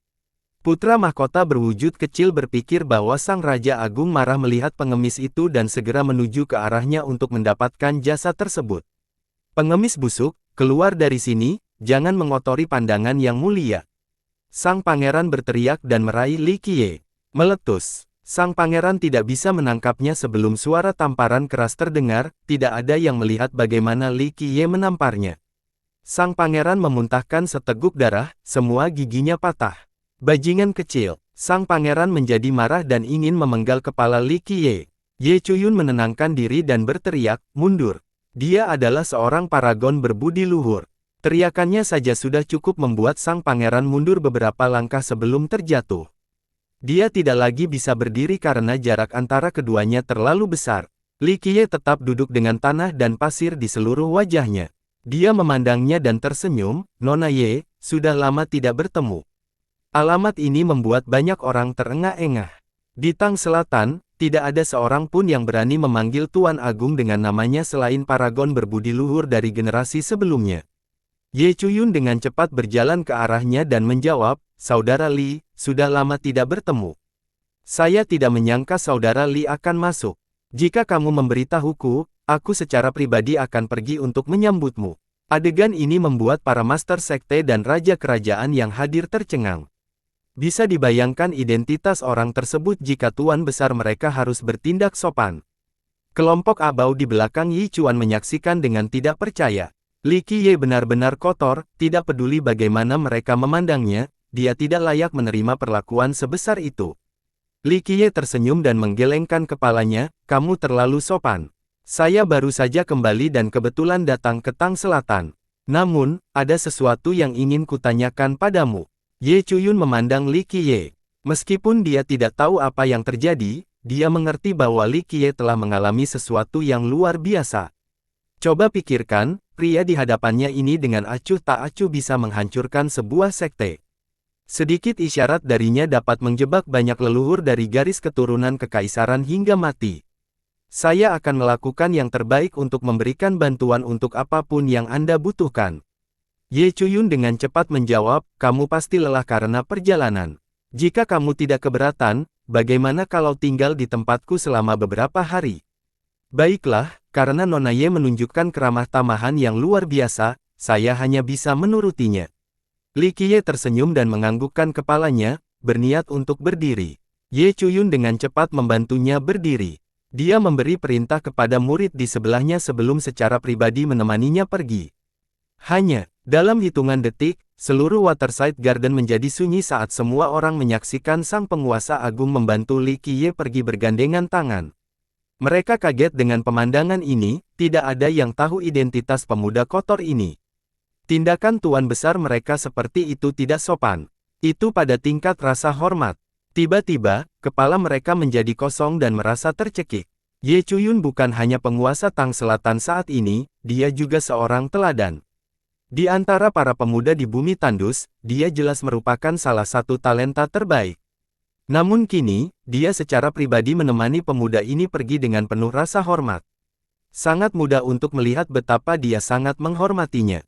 Tak seorang pun di sini yang bisa mempercayai hal seperti itu, bahkan Yi Chuan pun tidak. Dia hanya berpikir bahwa Li Qiye adalah seorang gelandangan biasa. Sedangkan untuk kelompok abau, mulut terbuka lebar dan tidak bisa ditutup dalam waktu lama. Tuan Agung adalah dewi mereka yang sama sekali tidak terjangkau. Namun, dia secara pribadi membantu Li Qiye pergi. Sikap penuh hormat seperti itu sungguh luar biasa. Sebelumnya, mereka sangat tidak senang terhadap Li Qiye. Tapi sekarang, mereka mengira yang bodoh itu adalah diri mereka sendiri. Sudah berakhir, putra mahkota berwujud kecil terjatuh ke tanah dengan kulit yang benar-benar pucat. Bahkan tuan besar mereka sangat hormat, namun dia menyinggung orang tersebut. Raja kerajaan yang ingin menyerang Li Qiye basah kuyup oleh keringat dingin.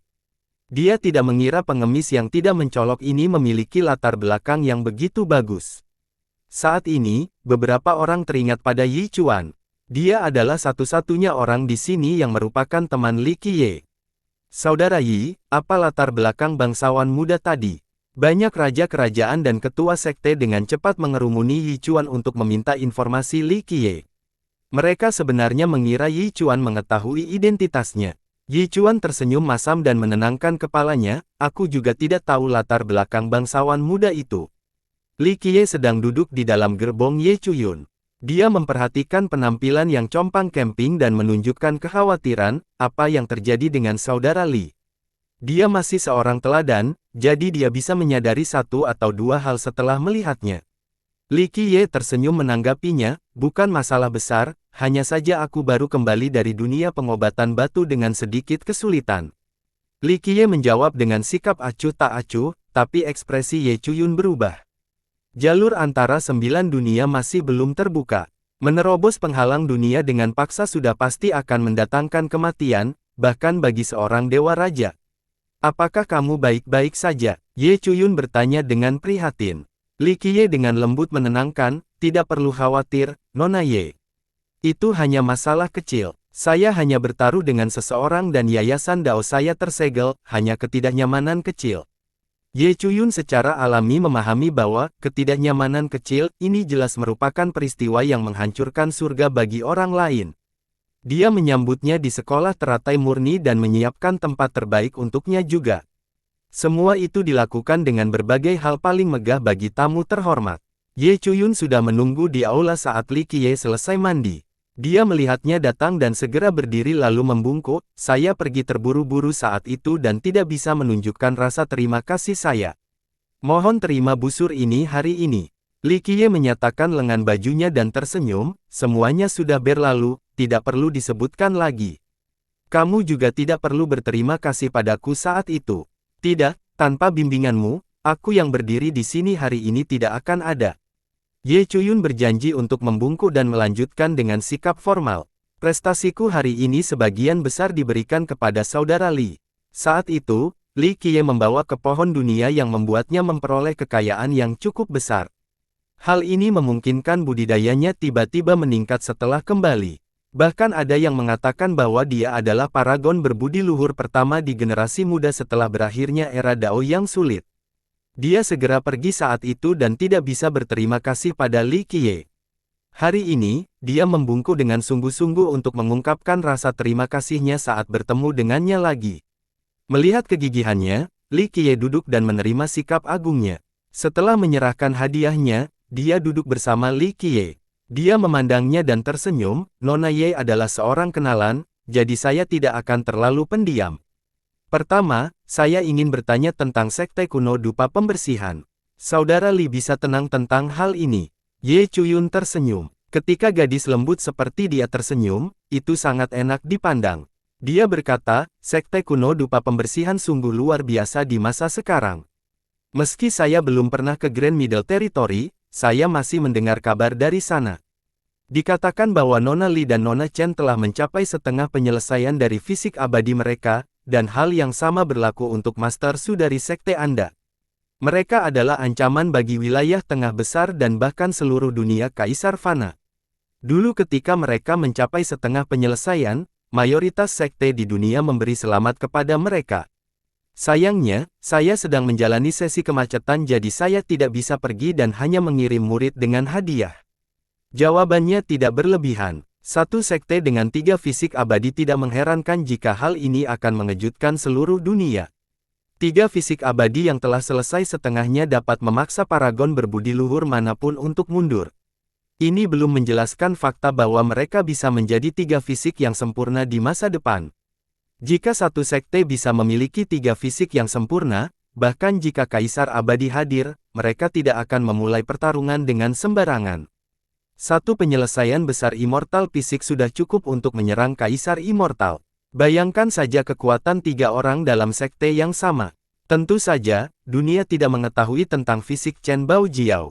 Namun, seseorang mengukur kekuatan fisiknya dan berasumsi bahwa dia juga mengembangkan fisik abadi, meski tidak mengetahui yang sebenarnya. Setelah mendengar ini, Li Qiye menghela nafas lega dan menganggukkan kepalanya, kalau begitu aku akan meminta bantuan Nona Ye. Ye Chuyun dengan cepat berkata, saya akan melakukan yang terbaik, beritahu saya apa yang Anda butuhkan. Li Qiye menjawab, Nona Ye terlalu sopan. Saya hanya ingin Anda membantu saya mengirim berita ke sekte dupa pembersihan tentang kepulangan saya. Ini sederhana. Ye Chuyun menjawab, saya akan membiarkan murid-murid saya melakukannya segera. Namun, Saudara Li harus tahu bahwa kami tidak dapat segera mengirimkan berita ini ke sekte dupa pembersihan. Sekte kami dan sekte Anda tidak terhubung dengan portal Dao. Saya khawatir kita perlu menggunakan 100 kota timur sebagai titik transit dan portal Dao Istana Bulu Es. Teleportasi secara langsung adalah cara tercepat bagi para penggarap untuk berkomunikasi, tetapi jenis transmisi ini memerlukan portal Dao dari kedua sekte untuk terhubung. Hanya sekte dengan hubungan baik yang memiliki hal seperti itu. Ada jenis transmisi lain, transmisi buta. Mereka hanya mengetahui perkiraan lokasinya dan tidak dapat berteleportasi secara akurat. Jenis transmisi ini tidak hanya membutuhkan batu giok halus dalam jumlah besar, kemungkinan kesalahannya juga tinggi. Ia bahkan bisa memindahkan seseorang ke lokasi berbahaya. Jangan terburu-buru, asalkan dikirim. Li Qiye mengangguk. Dia tidak bermaksud kembali ke Grand Middle Territory untuk saat ini. Dia punya rencana lain di bumi tandus yang masih perlu dilaksanakan. Kami pasti akan mengirimkan beritanya untuk Anda. Ye Chuyun berkata, bolehkah aku bertanya berapa lama kamu akan tinggal di tanah tandus? Jika Anda tidak terburu-buru dan tidak disetujui, maka Anda bisa tinggal di tempat tinggal saya yang sederhana untuk sementara waktu. Saya masih ingin meminta beberapa petunjuk dari Anda. Ye Chuyun sangat terbuka dengan niatnya. Karena Nona Ye telah menunjukkan keramah tamahan yang luar biasa, aku akan melakukan apa yang kamu minta. Li Qiye tidak dilindungi undang-undang. Dia memandangnya dan bertanya, apakah ada peristiwa besar di dunia Kaisar Fana dalam beberapa tahun terakhir ini?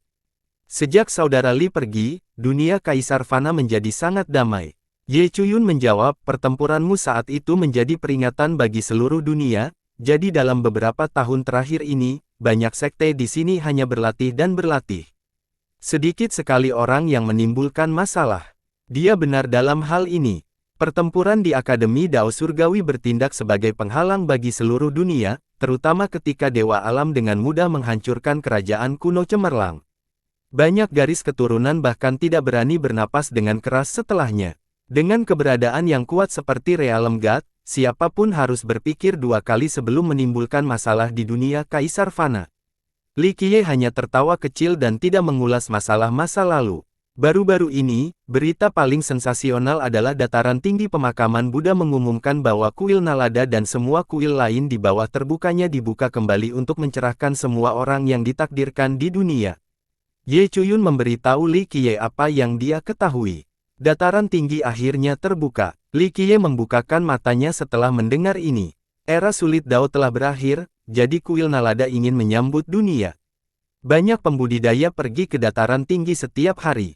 Namun, dalam beberapa tahun terakhir, beberapa orang jenius telah berpindah agama sehingga orang-orang sangat berhati-hati ketika pergi ke sana, terutama generasi muda. Ye Chuyun menjelaskan, Li Qiye hanya bisa menatap ke arah intimidasi dan kesurupan, dataran tinggi pemakaman Buddha. Itu adalah salah satu dari 12 kuburan dengan banyak rahasia di dalamnya. Beberapa di antaranya berada di luar pemahaman manusia. Saudara Li ingin pergi ke sana. Ye Chuyun bertanya setelah melihat ekspresi. Li Qiye sedikit menenangkan, jangan terburu-buru, itu tidak akan kemana-mana. Jika kuil Nalada dibuka kembali, mereka tidak akan menutup pintunya secepat itu. Setelah urusanku selesai, masih belum terlambat untuk pergi ke sana. Apakah kamu memerlukan bantuanku? Ye Chuyun langsung ke pokok permasalahan. Li Qiye tersenyum, saya pasti akan bertanya apakah saya memerlukan bantuan. Selama kamu mendesak, beritahu aku dan sekolah teratai murni dan aku akan mencoba yang terbaik. Meskipun Ye Chuyun lahir di wilayah selatan yang makmur, sebagai penguasa wilayah tersebut, dia tidak bertele-tele sama sekali. Li Qiye tetap tinggal di sekolah teratai murni. Di luar landasan daunnya, ia menggunakan waktunya untuk bermeditasi pada misteri tertinggi untuk menyempurnakan wadah Atanasia. Dia memiliki visi khusus dalam pikirannya, setelah wadah ketiga disempurnakan, kerangka kerja yang sepenuhnya baru akan terbentuk. Li Qiye tahu bahwa dalam penciptaan kehidupan saja, orang lain telah melangkah lebih jauh darinya. Namun, tidak peduli seberapa kuat seseorang di jalur ini, mereka harus membayar harga yang sangat mahal. Ini adalah masalah yang menentang surga, sebuah tantangan bagi surga yang tinggi. Oleh karena itu, ide baru Li Qiye adalah untuk bangkit melawan langit dan melampaui segala sesuatu. Menciptakan kehidupan saja tidak cukup. Jika ini adalah batasnya, maka itu akan berakhir baginya.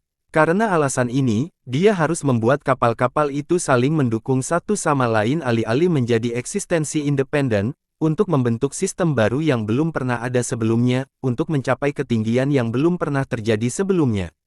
Oleh karena itu, jalan yang harus dilalui Li Qiye masih panjang. Di matanya, menjadi kaisar abadi hanyalah permulaan. Selama dia tinggal, Ye Chuyun tidak dilindungi undang-undang yang sama sekali. Dia langsung meminta bantuannya setiap kali dia memiliki pertanyaan tentang peretasan. Dia tidak memiliki kelembutan yang sama seperti wanita selatan. Dia jujur namun anggun. Yang lebih penting lagi, bahkan sebagai seorang virtuous paragon, dia tetap berkonsultasi dengannya dengan tulus dan rendah hati. Dia tahu lebih baik dari siapapun bahwa meskipun dia adalah seorang teladan, Li Qiye jauh lebih kuat darinya. Bahkan seorang jenius seperti Bing Yuxia sangat menghormati Li Qiye, jadi dia tidak perlu sombong. Li Qiye juga tidak menahan diri dan menyelesaikan semua pertanyaannya serta menunjukkan kekurangannya. Setelah mendapatkan bimbingannya, Ye Chuyun merasakan pencerahan baru. Banyak hal yang sebelumnya tidak dapat dia pahami tiba-tiba menjadi jelas. Saya tidak dapat mencapai pemahaman Anda tentang Grand Dao bahkan jika saya mencoba seumur hidup. Dia benar-benar yakin dengan pengetahuannya. Li Qiye hanya tersenyum. Dia bahkan bisa mengajar kaisar abadi, jadi tingkat bimbingan ini bukanlah sesuatu yang istimewa. Li Qiye sambil tersenyum berkata, itu hanya karena kamu juga bisa mengerti.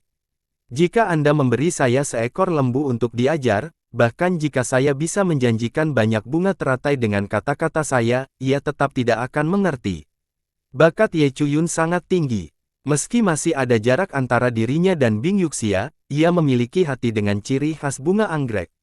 Ini menutupi kelemahannya. Dia terkekeh mendengarnya. Senyuman lembut membuat gadis lembut seperti dia menjadi lebih menawan dari sebelumnya. Dia tenggelam dalam konservasi dengan bimbingan Li Qiye dan menjadi temannya, sebuah bayangan yang tak terpisahkan. Hal ini membuat para murid di sekolah berpikir bahwa guru sekolah mereka telah menemukan pendamping Dao. Bahkan para leluhur mengira Ye Chuyun telah menemukan cintanya. Mereka secara khusus bertanya dan bertanya, "Nak, kapan pernikahanmu?" Setelah mendengar leluhurnya, Ye Chuyun tidak tahu apakah harus tertawa atau menangis. Dia menyadari bahwa leluhurnya salah paham, jadi dia tersenyum dan menenangkan kepalanya, "Leluhur, saya tidak mengatakan bahwa saya ingin menikah. Saya mengerti bahwa Anda peduli pada sekte tersebut, tetapi Anda juga tidak bisa melepaskan pernikahan Anda sendiri. Jika Anda memiliki seseorang yang Anda sukai dan dia cocok untuk Anda, menikahlah dengannya." Nenek moyang ini berkata, "Sekolah kami berbeda dengan yang lain, kepala sekolah kami boleh menikah. Kita tidak punya ambisi untuk bersaing dengan negara lain, hidup damai saja sudah cukup. Para senior di sekte tidak ingin Anda menyia-nyiakan kesempatan Anda hanya karena sekte tersebut." Ye Chuyun tidak tahu bagaimana harus bereaksi setelah mendengar ini. Berita tentang dia yang selalu bersama dengan Li Qiye sudah lama menyebar ke seluruh sekolah, tidak ada murid yang tidak mengetahui tentang mereka. Namun, kenyataannya tidak terjadi apa-apa di antara mereka. Dia memberitahu Ye Chuyun, "Aku sudah memeriksa bocah nakal yang tinggal bersamamu. Dia sebenarnya tidak buruk, dia tidak takut pada dunia dan memiliki hati Dao yang teguh, jelas merupakan karakter yang luar biasa. Jika kamu menyukainya, maka menikahlah dengannya." Para senior di sekte semuanya mendukung Anda. Dia tertawa canggung sebelum menyangkal, "Leluhur, ini adalah hal yang mustahil. Ditambah lagi, meskipun saya ingin menikah, saudara Li tidak akan bersedia. Ada begitu banyak wanita cantik di sisinya dan semuanya jenius. Kamu harus memperjuangkan pernikahanmu. Selama Anda mencoba, akan selalu ada peluang." Nenek moyang berbicara dengan mendalam. Ye Chuyun kehilangan kata-kata. Akhirnya, dia mengucapkan selamat tinggal kepada leluhurnya karena dia tidak ingin membahas masalah ini lebih lama lagi karena semua orang telah salah memahami pemahaman dengan Li Qiye. Terlebih lagi, keadaannya menjadi semakin buruk. Meski begitu, dia tidak berusaha menjelaskan kesalahpahaman ini. Li Qiye juga terlalu malas untuk melakukannya. Oleh karena itu, semua orang berasumsi bahwa mereka benar-benar telah menjadi pasangan. Li Qiye sangat puas dengan waktunya di sekolah teratai, tidak ada kekhawatiran dan setiap detail sepele yang ditangani oleh Ye Chuyun. Waktu yang buruk bagi mereka bersama sangat murni dan tidak terpengaruh oleh kerusakan kehidupan. Dia menikmati hari-hari yang berlalu seperti ini. Meskipun Ye Chuyun dan Nyonya Ziyan sama-sama lembut, ada perbedaan besar di antara keduanya. Madam Ziyan selembut air, seperti hujan musim semi yang mengguyur kehidupan sehari-hari Li Qiye. Sementara itu, Ye Chuyun adalah aliran deras yang menghapus kekhawatiran sekulernya. Ye Chuyun mengikuti dan tidak membiarkan apapun mengganggu gangguannya. Namun, pada suatu hari, dia harus menyela dia. Ada pesan, apakah kamu ingin mendengarkan? Dia khawatir perhatiannya akan terganggu, jadi dia tidak akan mengganggunya dengan hal-hal biasa. Apa itu? Li Qiye bertanya dengan santai. Murid kami memperoleh beberapa informasi baru. Beberapa hari yang lalu, sungai abadi mengalir dari Gunung Gatwar. Saya bertanya kepada leluhur saya sebelumnya setelah mendengar dan menemukan bahwa ini adalah sesuatu yang belum pernah terjadi sebelumnya. Dia menjelaskan, beberapa hari yang lalu, Anda menyatakan minatnya untuk pergi ke sana, jadi saya ingin tahu apakah Anda ingin pergi sekarang. Faktanya, dia sebenarnya berharap dia tetap di sekolah teratai murni. Kebersamaan mereka sangat menyenangkan. Sungai abadi. Menjelaskan, Li Qiye mengungkapkan ketertarikannya dengan membukakan matanya. Saya tidak tahu, pertahankan detailnya. Para murid berkata bahwa itu tampak seperti mahkota yang sedang tumbuh. Dia dengan lembut menenangkan sebagai tanggapan. Setelah mendengar ini, dia segera berdiri dan perlahan berbicara, kita akan berangkat besok. Ke Gunung Gatwar, dia bertanya. Li Qiye menggelengkan kepalanya, tidak, kami tidak terburu-buru pergi ke sana. Kami akan menuju ke Sekte Hefengwar terlebih dahulu. Sekte Penjaga Langit. Ye Chuyun terkejut dan berkata, Sekte Hefengwar tidak bertemu orang luar akhir-akhir ini. Saya rasa mereka juga tidak ingin bersaing di generasi ini. Mereka akan menemuiku, aku meninggalkan sesuatu di sana. Li Qiye menjawab. Ye Chuyun menatapnya dan berbicara dengan lembut, bagaimana kalau aku ikut denganmu? Jika pertanda itu tidak pantas, maka aku tidak akan meningkatkannya. Dia selembut mungkin saat ini dan memancarkan pesona yang tak terlukiskan dengan setiap tindakannya. Li Qiye membalasnya dan mengangguk, kalau begitu, kita akan pergi bersama.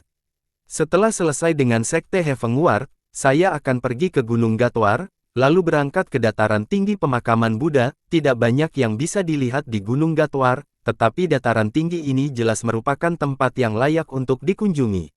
Anda akan mendapat manfaat dari perjalanan ini. Saya menghargai bimbingan Anda. Ye Chuyun menjadi bahagia dan membungkuk kegirangan. Li Qiye, dengan lembut menggerakkan rambut yang mengalir di dahi dan berkata, ini tidak dianggap sebagai panduan tetapi lebih dari itu aku menyukaimu.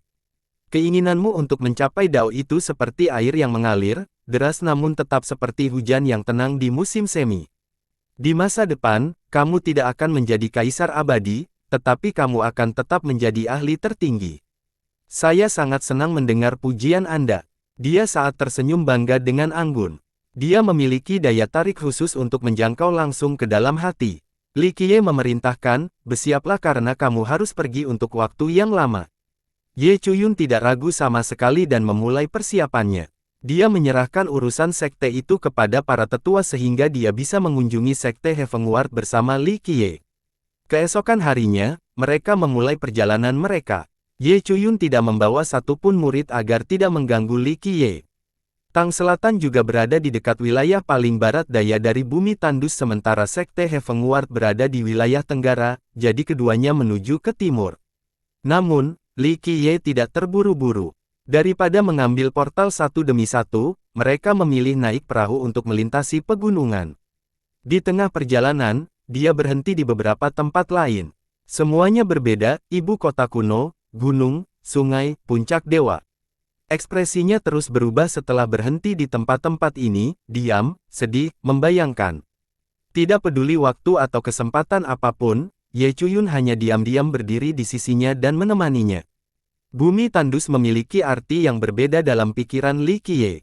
Jika 100 kota timur sangat berkesan karena merupakan asal-usul umat manusia, maka tanah tandus adalah tempat yang tidak ingin ia pikirkan. Namun, pada saat yang sama, ini adalah tempat yang paling ingin disinggahi Li Qiye. Terlalu banyak darah panas yang tumpah di tanah tandus. Dapat dikatakan bahwa semua pertempuran paling tragis saat itu terjadi di sini. Setiap kali dia mengunjungi tempat ini, Li Qiye tidak bisa tidak mengingat semua jiwa itu. Terkadang, dia berharap waktu berhenti sehingga dia bisa tinggal bersama rekan-rekannya yang hilang ini. Sambil berdiri di dekat tepi sungai yang rusak, Li Qiye diam-diam mendengarkan arus yang bergerak. Ye Chuyun berdiri di tempatnya dan memegang tangannya untuk menenangkan diri. Li Qiye memandangnya lalu menunjuk ke area rusak di depan, tahukah kamu bahwa di zaman yang jauh, tempat ini penuh dengan mayat? Tanpa tubuh para pahlawan itu, 9 dunia saat ini tidak akan ada. Saya tidak tahu banyak tentang pertempuran di masa lalu. Ye Chuyun memegang tangannya dan berbicara, tapi aku berharap kamu terus bergerak maju. Nenek moyang kita bekerja keras agar keturunannya bisa terus melangkah maju. Aku sedih melihatmu merasa begitu sedih. Li Qiye dengan lembut menghela nafas sambil melihat pemandangan di depan. Perang itu terlalu kejam. Jenderal dan prajurit terkuatnya yang tak terhitung jumlahnya tewas di negeri ini. Ayo, mari kita pergi ke Sekte Heavenward. Akhirnya, dia mencapai kesepakatan dan melanjutkan. Ye Chuyun terus menemaninya dengan tenang saat mereka menuju ke timur. Kadang-kadang, dia memperkenalkan tanah itu kepadanya, berharap melihatnya tersenyum. Sekte Heavenward adalah sebuah garis keturunan yang terkenal telah lama menyebar ke seluruh dunia Kaisar Fana. Ia memiliki 3 kaisar, sehingga prestisenya sulit ditandingi. Di Tanah Tandus terdapat 2 sekte dengan 3 kaisar. Salah satunya adalah Sekte Heavenward sementara yang lainnya adalah Gunung Bambu Misterius. Jika gunung itu adalah warisan yang makmur, maka sekte tersebut berada di lereng yang menurun. Hal ini terutama terjadi pada beberapa generasi terakhir. Sekte ini sudah lama tidak menonjolkan diri. Meski begitu, statusnya yang tinggi di dunia ini bukan hanya karena jumlah kaisarnya, tapi juga karena usahanya. Di era Ming kuno yang jauh, ada sebuah legenda. Dinyatakan bahwa Sekte Heavenward berpartisipasi dalam banyak penaklukan dan tak terhitung banyaknya jenius yang gugur dalam pertempuran itu. Itu harus dibayar mahal setelah setiap perang. Ingatlah bahwa sekte ini sangat kuat karena sebelum era kaisar. Beberapa orang bahkan menghitung bahwa itu menghasilkan God King dan dewa sejati dalam jumlah tertinggi. Mereka bahkan mengklaim bahwa itu adalah garis keturunan terkuat dengan 3 kaisar di dunia ini. Jika bukan karena keterlibatan mereka dalam pertempuran luar biasa ini dan kehilangan banyak God King dan jenius, mungkin mereka akan melampaui Soaring Immortal Sect yang tiada bandingnya. Dikatakan bahwa penjaga langit adalah kebanggaan umat manusia, pelindungnya. Oleh karena itu, garis keturunan leluhur lainnya sangat menghormati Sekte Heavenward. Li Qiye dan Ye Chuyun akhirnya tiba. Mereka melihat banyak puncak dewa yang megah. Semua puncak ini menjulang tinggi ke langit seolah-olah merupakan tempat tinggal para dewa. Tidak peduli siapa mereka, siapapun akan merasa tidak penting ketika berdiri di luar dan menatap sekte ini dari jarak dekat, seolah-olah mereka hanyalah serangga. Momentum tertinggi di tanah leluhur sekte tersebut membuatnya tampak seperti bintang-bintang yang mengorbit di lokasi ini.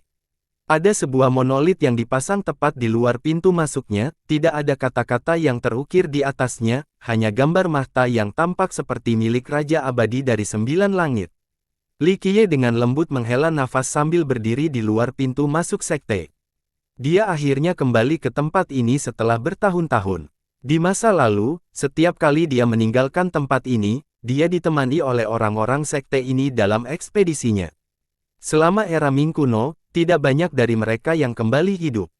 Jadi, di kemudian hari, dia tidak ingin kembali ke sekte ini karena dia tidak ingin mereka mengikuti lagi. Dia tidak ingin melihat murid-muridnya menaiki kereta perangnya. Di matanya, pengorbanan tersebut dalam pertempuran terakhir di era Ming kuno saja merupakan harga yang mahal untuk ditanggungnya. Itu selalu mendukungnya dalam perang melawan Ming kuno. Pasukannya bentrok melawan Ming kuno berkali-kali selama perang tanpa akhir. Banyak pasukannya berasal dari Sekte Heavenward. Dia merasa sekte tersebut telah membayar iurannya, jadi dia tidak kembali lagi. Dulu ketika Kaisar Abadi Zhenyu dan Kaisar Abadi Mutian masih muda dan bercita-cita mencapai puncak, dia telah membantu mereka berkali-kali. Namun demikian, dia tidak menginjakkan kaki di tempat ini selama era Kaisar dan selalu menolak permohonan terus-menerus dari kedua Kaisar. Sementara keduanya berdiri di luar gerbang, seorang penjaga dari segel lehernya dan memberi tahu mereka, teman-teman Dao, silakan kembali. Sekte kami tidak menyambut tamu. Li Qiye memandangnya dan berkata, ya, tapi saya bukan tamu. Murid itu tidak dapat menahan diri untuk tidak melihatnya lagi dan bertanya, bolehkah saya menanyakan nama Anda? Li Qiye tidak menjawabnya. Dia memberitahu Ye Chuyun, kamu menetap di sini. Aku akan pergi menemui mereka. Dengan itu, dia mendekati batu monolit dan membuka pikirannya. Dua hukum universal emas terbang dan langsung menuju ke monolit. Berdengung, monolit tanpa kata itu tiba-tiba menyala dengan cahaya keemasan. Memperbaiki. Dua hukum universal sebenarnya berubah menjadi dua kata kaisar. Kata kaisar mempesona dengan aura yang agung dan riang. Selanjutnya, kata tersebut menghilang dan monolit terbuka.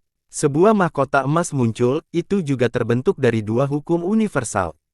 Li Qiye mengangkat dan dengan sungguh-sungguh menempatkannya di atas kepalanya. Saat berada di atas kepalanya, jumbai emas muncul dan jatuh di depan wajahnya. Dia segera mulai memancarkan aura menakjubkan yang menjadikannya tampak seperti dia adalah seorang raja abadi. Ye Chuyun terpesona oleh penampilan Li Qiye saat ini. Siapapun akan terpesona olehnya saat ini. Para murid yang menjaga gerbang itu juga terkejut. Monolit ini telah berdiri di sini selama bertahun-tahun, tetapi mereka tidak pernah mengetahui tentang efek magis ini. Li Qiye berkata kepada penjaga di pintu masuk, ayo, bunyikan belnya, Kaisar telah kembali. Kaisar telah kembali. Para murid gemetar karena terkejut. Mereka menjadi tenang dan segera berlari ke dalam tanpa menanyainya. Li Qiye mengenakan mahkota emasnya dan menuju ke dalam sekte Heavenward. Ada beban yang tak terkatakan di jantung saat dia melangkah ke negeri yang sangat familiar ini. Klang, lonceng nyaring berbunyi bermil-mil jauhnya. Bahkan nenek moyang yang tidur di bagian terdalam sekte pun bisa mendengarkan.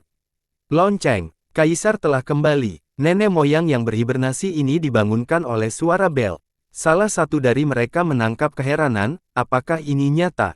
Li Qiye memasuki sebuah kuil dan duduk di posisi tertinggi sebelum diperintahkan kepada muridnya, beritahu leluhur atau ketua sektemu untuk datang menemuiku. Para penjaga terkejut, tetapi mereka tidak berani menunjukkan rasa tidak hormat dan segera melaksanakan perintah tersebut. Sesaat kemudian, seorang pria parubaya buru-buru masuk. Setelah masuk ke dalam, dia melihat Li Qiye duduk di tempat itu dan terkejut. Dia dengan hati-hati menatap Li Qiye, berakhirnya berhenti pada mahkota emas di atasnya untuk waktu yang lama. Kalian semua, pergi. Setelah memastikan pikirannya, pria parubaya itu diperintahkan kepada para penjaga. Semuanya menurut dan pergi. Li Qiye memandang pria ini. Dia adalah seorang pria gemuk yang terlihat seperti penjaga toko di dunia fana. Namun, jangan terkecoh dengan penampilan yang gemuk karena ia sangat terkenal di tanah tandus. Dia adalah Master Sekte Heavenward dengan gelar For Heaven. Dia secara paksa mencapai Virtuous Paragon selama era Dao yang sulit, menyebabkan wibawanya yang menakjubkan melonjak jauh dan luas. For Heaven membungkuk ke arah Li Qiye dan berbicara dengan penuh hormat, bolehkah saya menanyakan nama Anda? Kaisar, Li Qiye. Li Qiye berbicara tanpa emosi, apa tujuanmu? Lindungi Kaisar dan jaga prestise surga. For Heaven dengan cepat berteriak dan bersujud di tanah, sekte tidak menyambut kembalinya Kaisar dengan upacara penyambutan yang pantas, ini adalah kesalahanku.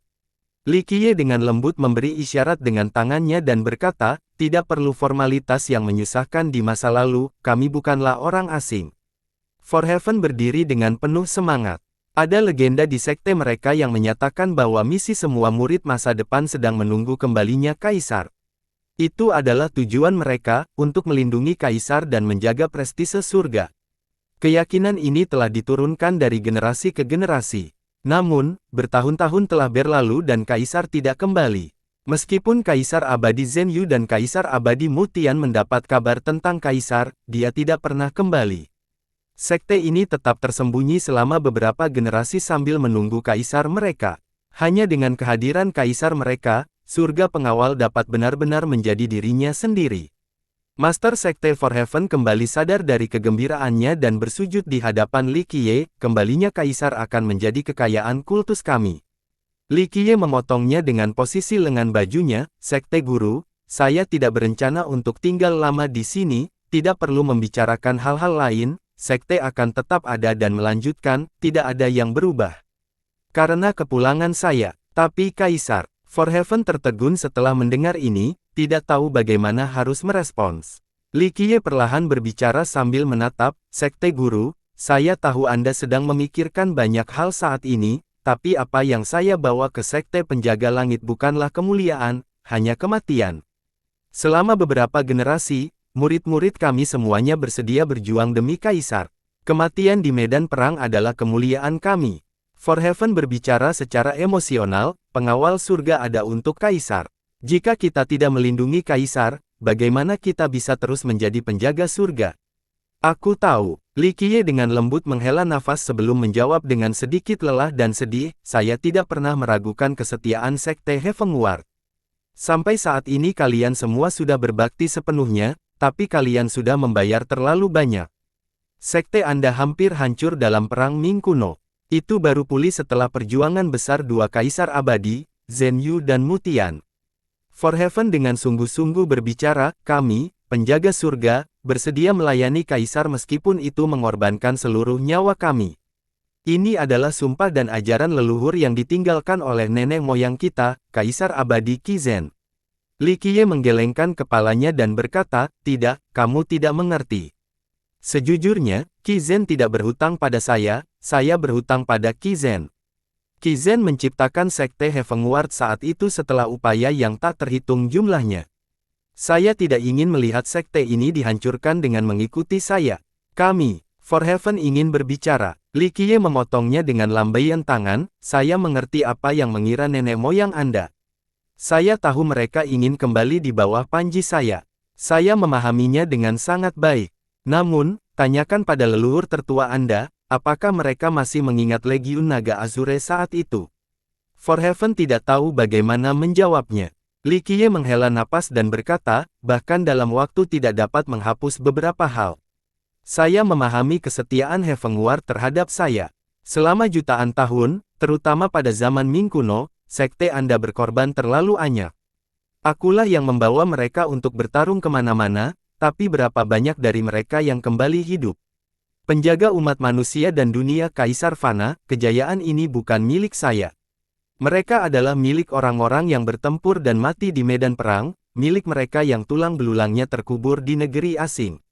Li Qiye mengeluh, jika Sekte Heavenward Anda memiliki kandidat untuk menjadi Kaisar Abadi, maka saya akan sangat mendukung mereka. Sejujurnya, saya tidak ingin melihat Anda semua mengikuti saya dalam penalukan saya lagi. For Heaven menjadi sunyi setelah mendengar ini. Setelah itu, Li Qiye memandangnya dan bertanya, kamu adalah murid Wordguard generasi sekarang. Kaisar yang terkasih, saya adalah murid langsung guru. For Heaven masih bersujud di tanah sambil berteriak, guru telah memberitahuku tentang perbuatan luar biasa Kaisar, aku selalu menyimpannya di dalam hatiku. Bangkitlah, tuanmu telah bekerja keras dan berkontribusi besar. Li Qiye mengulurkan tangannya dan berkata, sebagai dewa sejati, sungguh tidak mudah baginya untuk hidup sampai sekarang. Dewa sejati penjaga dunia, mungkin tidak ada satu orang pun di dunia ini yang masih mengingat nama ini. Namun, dia adalah eksistensi yang sangat menakutkan, seseorang yang mampu bertahan selama bertahun-tahun, tidak banyak yang memenuhi syarat untuk bertemu dengannya, bahkan di dalam sekte Heavenward. Meskipun For Heaven adalah muridnya, kenyataannya dewa sejati jarang mengajarkannya apapun. For Heaven mengajarkan budidaya oleh leluhur sekte yang berbeda. Li Qiye menghela nafas secara emosional setelah mendengar bahwa teman lamanya masih ada.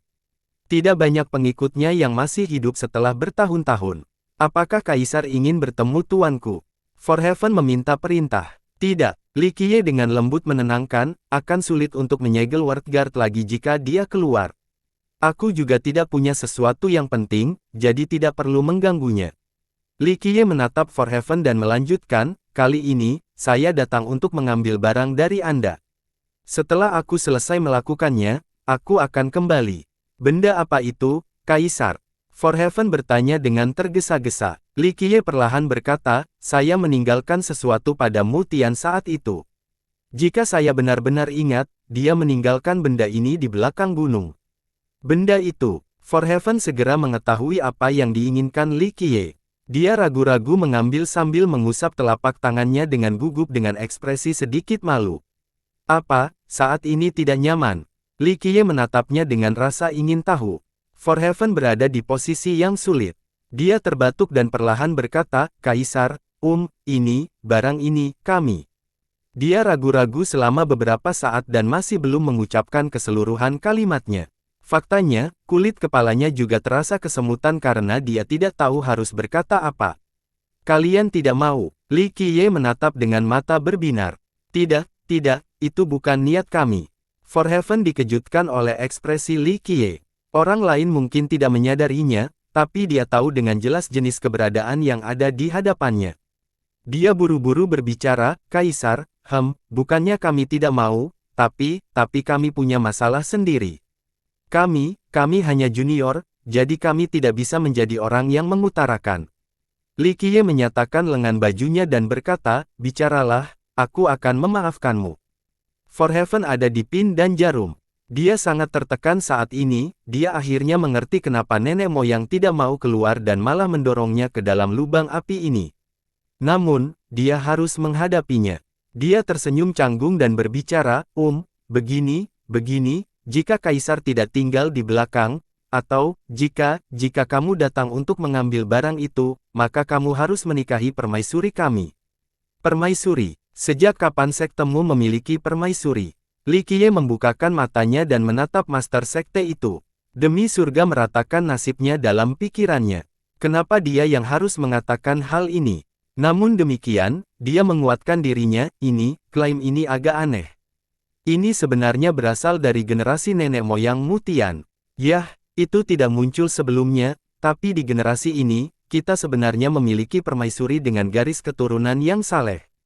Li Qiye perlahan berkata ke arah Forheaven, saya tidak peduli dengan permaisuri ini atau apapun. Terlebih lagi, urusan saya bukan untuk diputuskan oleh orang lain. Sekte Master Forheaven, Anda harus tahu bahwa saya tidak memerlukan persetujuan Anda untuk mengambil barang itu. Saya datang hari ini untuk menghormati semua orang. Kaisar, tolong jangan salah paham. Forheaven terkejut dan dengan cepat menjawab, kami tidak bermaksud seperti itu. Kami sama sekali tidak akan menimbulkan masalah bagi Anda, hanya saja kami juga tidak boleh melanggar ajaran nenek moyang kami. Nenek moyang Mutian meninggalkannya dan berkata bahwa kamu sendiri yang menyetujuinya. Saya menyetujuinya. Sejak kapan aku setuju untuk menikahi permaisurimu? Li Qiye memusatkan perhatian pada sekte itu. Kaisar, kami memiliki surat pribadi nenek-nenek moyang, ini bukan hanya kami yang mengada-ada. Forheaven sangat ketakutan. Nenek moyang itu tahu bahwa hal seperti ini akan terjadi, namun mereka terus mendorongnya. Mereka benar-benar tidak mendapat kehormatan. Baik, bawakan surat Mutian tidur. Li Qiye mewakili lengan bajunya. Dia benar-benar tidak ingat kapan dia berjanji pada Mutian untuk menikahi permaisuri ini. Forheaven segera berangkat mengambil surat leluhur sang nenek-nenek moyang. Setelah beberapa saat, dia akhirnya kembali sambil dengan penuh hormat memegang kotak dewa dengan kedua tangannya. Li Qiye menarik dan membuka kotak berisi surat itu. Setelah membaliknya, aura Kaisar Abadi yang agung dan tertinggi tercurah, tidak ada cara untuk memalsukan aura semacam ini. Itu hanya bisa berasal dari warisan Kaisar Abadi. Sial, bocah Mutian ini benar-benar berani menipuku. Li Qiye tidak bisa menahan diri untuk tidak mengumpat setelah membaca surat itu. Pada saat yang sama, Forheaven di bawah ketakutan. Dia takut Li Qiye menjadi marah. Ini adalah perjanjian antara Kaisar dan Kaisar Abadi. Junior seperti mereka hanya bisa terjebak dalam kesulitan dalam masalah ini. Tentu saja, yang paling menderita adalah dia, tidak seperti leluhur yang bersembunyi yang memanfaatkannya. Li Qiye duduk di kursinya dan dengan santai melemparkan surat itu kembali ke dalam kotak sambil tersenyum masam. Selama ini, dia adalah orang yang menipu dan membodohi orang lain, tapi sekarang, dia telah ditipu oleh Kaisar Abadi Mutian. Saat itu, Kaisar Abadi Mutian mencoba membujuknya untuk kembali ke pengawal langit. Namun, Li Qiye tidak melakukannya dan hanya setuju untuk menerima satu permintaan dari Kaisar. Dia tidak menyangka hal seperti ini akan menjadi permintaannya. Kaisar, tentang ini, Forheaven ragu-ragu untuk waktu yang lama sebelum mengumpulkan keberanian untuk mengatakan, tentang masalah ini, apa yang kamu. Li Qiye dengan putus asa menghela nafas pada jebakan yang dibuat oleh Kaisar Abadi Mutian. Jika bocah Mutian itu masih di sini, aku akan menghajarnya sampai mati. Li Qiye berkata, saya adalah orang yang mengajarkannya tentang menipu orang, namun dia benar-benar berguna untuk melawan saya. Itu urusan nenek moyang kita, itu tidak ada hubungannya dengan kita, Junior. Forheaven dengan cepat menyangkal keterlibatan mereka. Dia tidak ingin menerima murka kaisar. Li Qiye duduk diam di sana. Meskipun dia tidak mengatakan apapun tentang menikahi permaisuri ini, lubang yang sengaja digali oleh Kaisar Abadi Mutian untuknya juga berakhir sama. Kaisar, jadi, apa pendapatmu tentang masalah ini? Apa yang ingin kamu lakukan? Forheaven dengan berani bertanya meskipun dia gelisah. Li Qiye memandang ke arah Master Sekte dan berkata, kata-kataku bernilai 1000 emas. Jika saya sudah setuju, biarlah. Aku akan menikahinya. Forheaven tidak bisa menahan nafas lega setelah mendengar ini. Dia menyeka keringat dingin yang menetes di dahi. Jika Kaisar tidak setuju, maka tidak ada yang bisa mereka lakukan karena tidak ada yang tahu apa yang sinarnya terjadi saat itu. Terlebih lagi, mereka hanyalah murid, tidak memenuhi syarat untuk menuntut atau memaksa Kaisar melakukan sesuatu. Namun, posisi permaisuri surgawi bukan miliknya. Li Qiye dengan lembut menenangkan, jika dia bersedia, saya bisa memberikan posisi selir. Guru sekte tidak tahu harus berbuat apa. Ini bukanlah sesuatu yang bisa dia kendalikan, jadi dia tidak tahu harus mengatakan apa dalam situasi ini. Saya menerima. Pada saat Forheaven kehilangan, sebuah suara yang manis dan jelas terdengar saat seseorang masuk. Forheaven sangat ketakutan setelah melihat penyusup ini dan dengan cepat berhenti. Suzhen, kamu seharusnya tidak masuk ke sini. Penyusup itu berbicara, Sekte Guru, ini adalah peristiwa terbesar dalam hidup saya berhak mengetahui. Hanya suara yang menyenangkan saja sudah merupakan kenikmatan yang tak terlukiskan. Itu cukup membuat orang lain berpikir bahwa dia cantik. Kejernihan suara lembutnya sangat menenangkan. Biarkan dia masuk. Li Qiye mengatakan kepada Master Sekte yang menghentikan gadis. Itu, benar, ini adalah peristiwa penting dalam hidupnya, dia mempunyai hak untuk mengambil alih hal itu. Forheaven harus membiarkan gadis itu masuk. Perutnya terasa bergejolak karena takut Kaisar akan marah setelah melihat wajahnya. Gadis itu berjalan ke depan Li Qiye dan menatap lurus ke arahnya. Dia sangat berani dan tidak ragu-ragu meski mengungkap identitasnya. Li Qiye mengamati pemandangan di hadapannya. Dia mengenakan pakaian serba putih dengan batu giok tergantung di pinggangnya. Itu adalah gaya yang sangat sederhana, namun memberikan kesan mulia karena dialah yang memakainya. Orang masih bisa melihat lekuk tubuhnya yang sempurna di balik gaun sutra longgar. Itu tidak bisa menyembunyikan tubuh kenyalnya. Dia kurus dan tinggi dengan alis panjang dan bahu lurus. Dapat dikatakan bahwa seseorang akan kesulitan untuk menunjukkan kekurangan pada sosok gadis ini. Dari sosoknya saja, terlihat jelas bahwa ini adalah kecantikan tertinggi. Satu-satunya hal yang masih menjadi misteri adalah fitur wajahnya. Dia mengenakan kerudung sutra, hanya menampilkan matanya yang cerah dan berair. Murid penjaga surga, Suzhen menyapa Kaisar. Dia berbaring di hadapannya dengan kualitas yang menyenangkan yang akan membuat pikiran orang lain melayang. Li Qiye perlahan berbicara, buka kadarmu agar aku bisa melihat. Hati Forheaven tergantung pada seutas benang setelah mendengar kata-kata Li Qiye. Dia hampir mengatakan sesuatu, tapi dia menggigit lidahnya. Suzhen menurut dan perlahan membuka cadarnya sebelum menatap lurus ke arah Li Qiye. Siapapun akan berpikir bahwa dia sangat cantik setelah mendengar suara dan sosoknya. Namun, setelah melihat wajahnya, mereka akan terkesiap atau bahkan tanpa sadar berteriak ketakutan. Wajahnya tidak proporsional dengan sosoknya. Proporsi fitur wajahnya sempurna. Namun, ada banyak garis aneh dan aneh yang tumbuh di wajahnya. Bentuknya mirip kerutan, tapi sebenarnya bukan kerutan. Tampaknya olah dia menderita kutukan paling mengerikan di dunia ini. Itu benar-benar mengerikan dan menyebabkan orang membeku tanpa kedinginan, tidak ada seorang pun yang ingin melirik wajah Suzhen untuk kedua kalinya. Forheaven juga tidak tahan melihatnya. Dia tidak takut melihat wajahnya, hanya saja dia tidak ingin melihatnya terluka. Dia dengan lembut menghela nafas karena dia tahu bahwa hari ini akan tiba. Agak terlalu masuk akal untuk membuat Kaisar menikahi murid dari sekte mereka, tidak ada seorang pun yang mau menikahi seseorang seperti Suzhen, apalagi Kaisar tertinggi. Dia dengan tenang berbicara, jika Kaisar tidak ingin menikahi Suzhen, maka saya tidak akan menyalahkan Anda. Saya ditakdirkan menjadi permaisuri sejak lahir. Aku dilahirkan untuk menjadi milikmu dan aku akan mati sebagai milikmu. Suzanne sama sekali tidak sadar diri setelah menampilkan wajahnya. Kaisar, dia tidak bisa disalahkan. Dia terlahir dengan wajah seperti itu. Forheaven dengan cepat berbicara, tanda di wajahnya bersifat permanen. Kami tidak dapat menghapusnya, kami. Li Qiye dengan lembut menyuarakan lengan bajunya untuk mengganggu Forheaven. Dia menatap serius garis-garis rahasia di wajahnya sebelum berbicara, orang seperti apa yang belum pernah kulihat setelah sekian lama.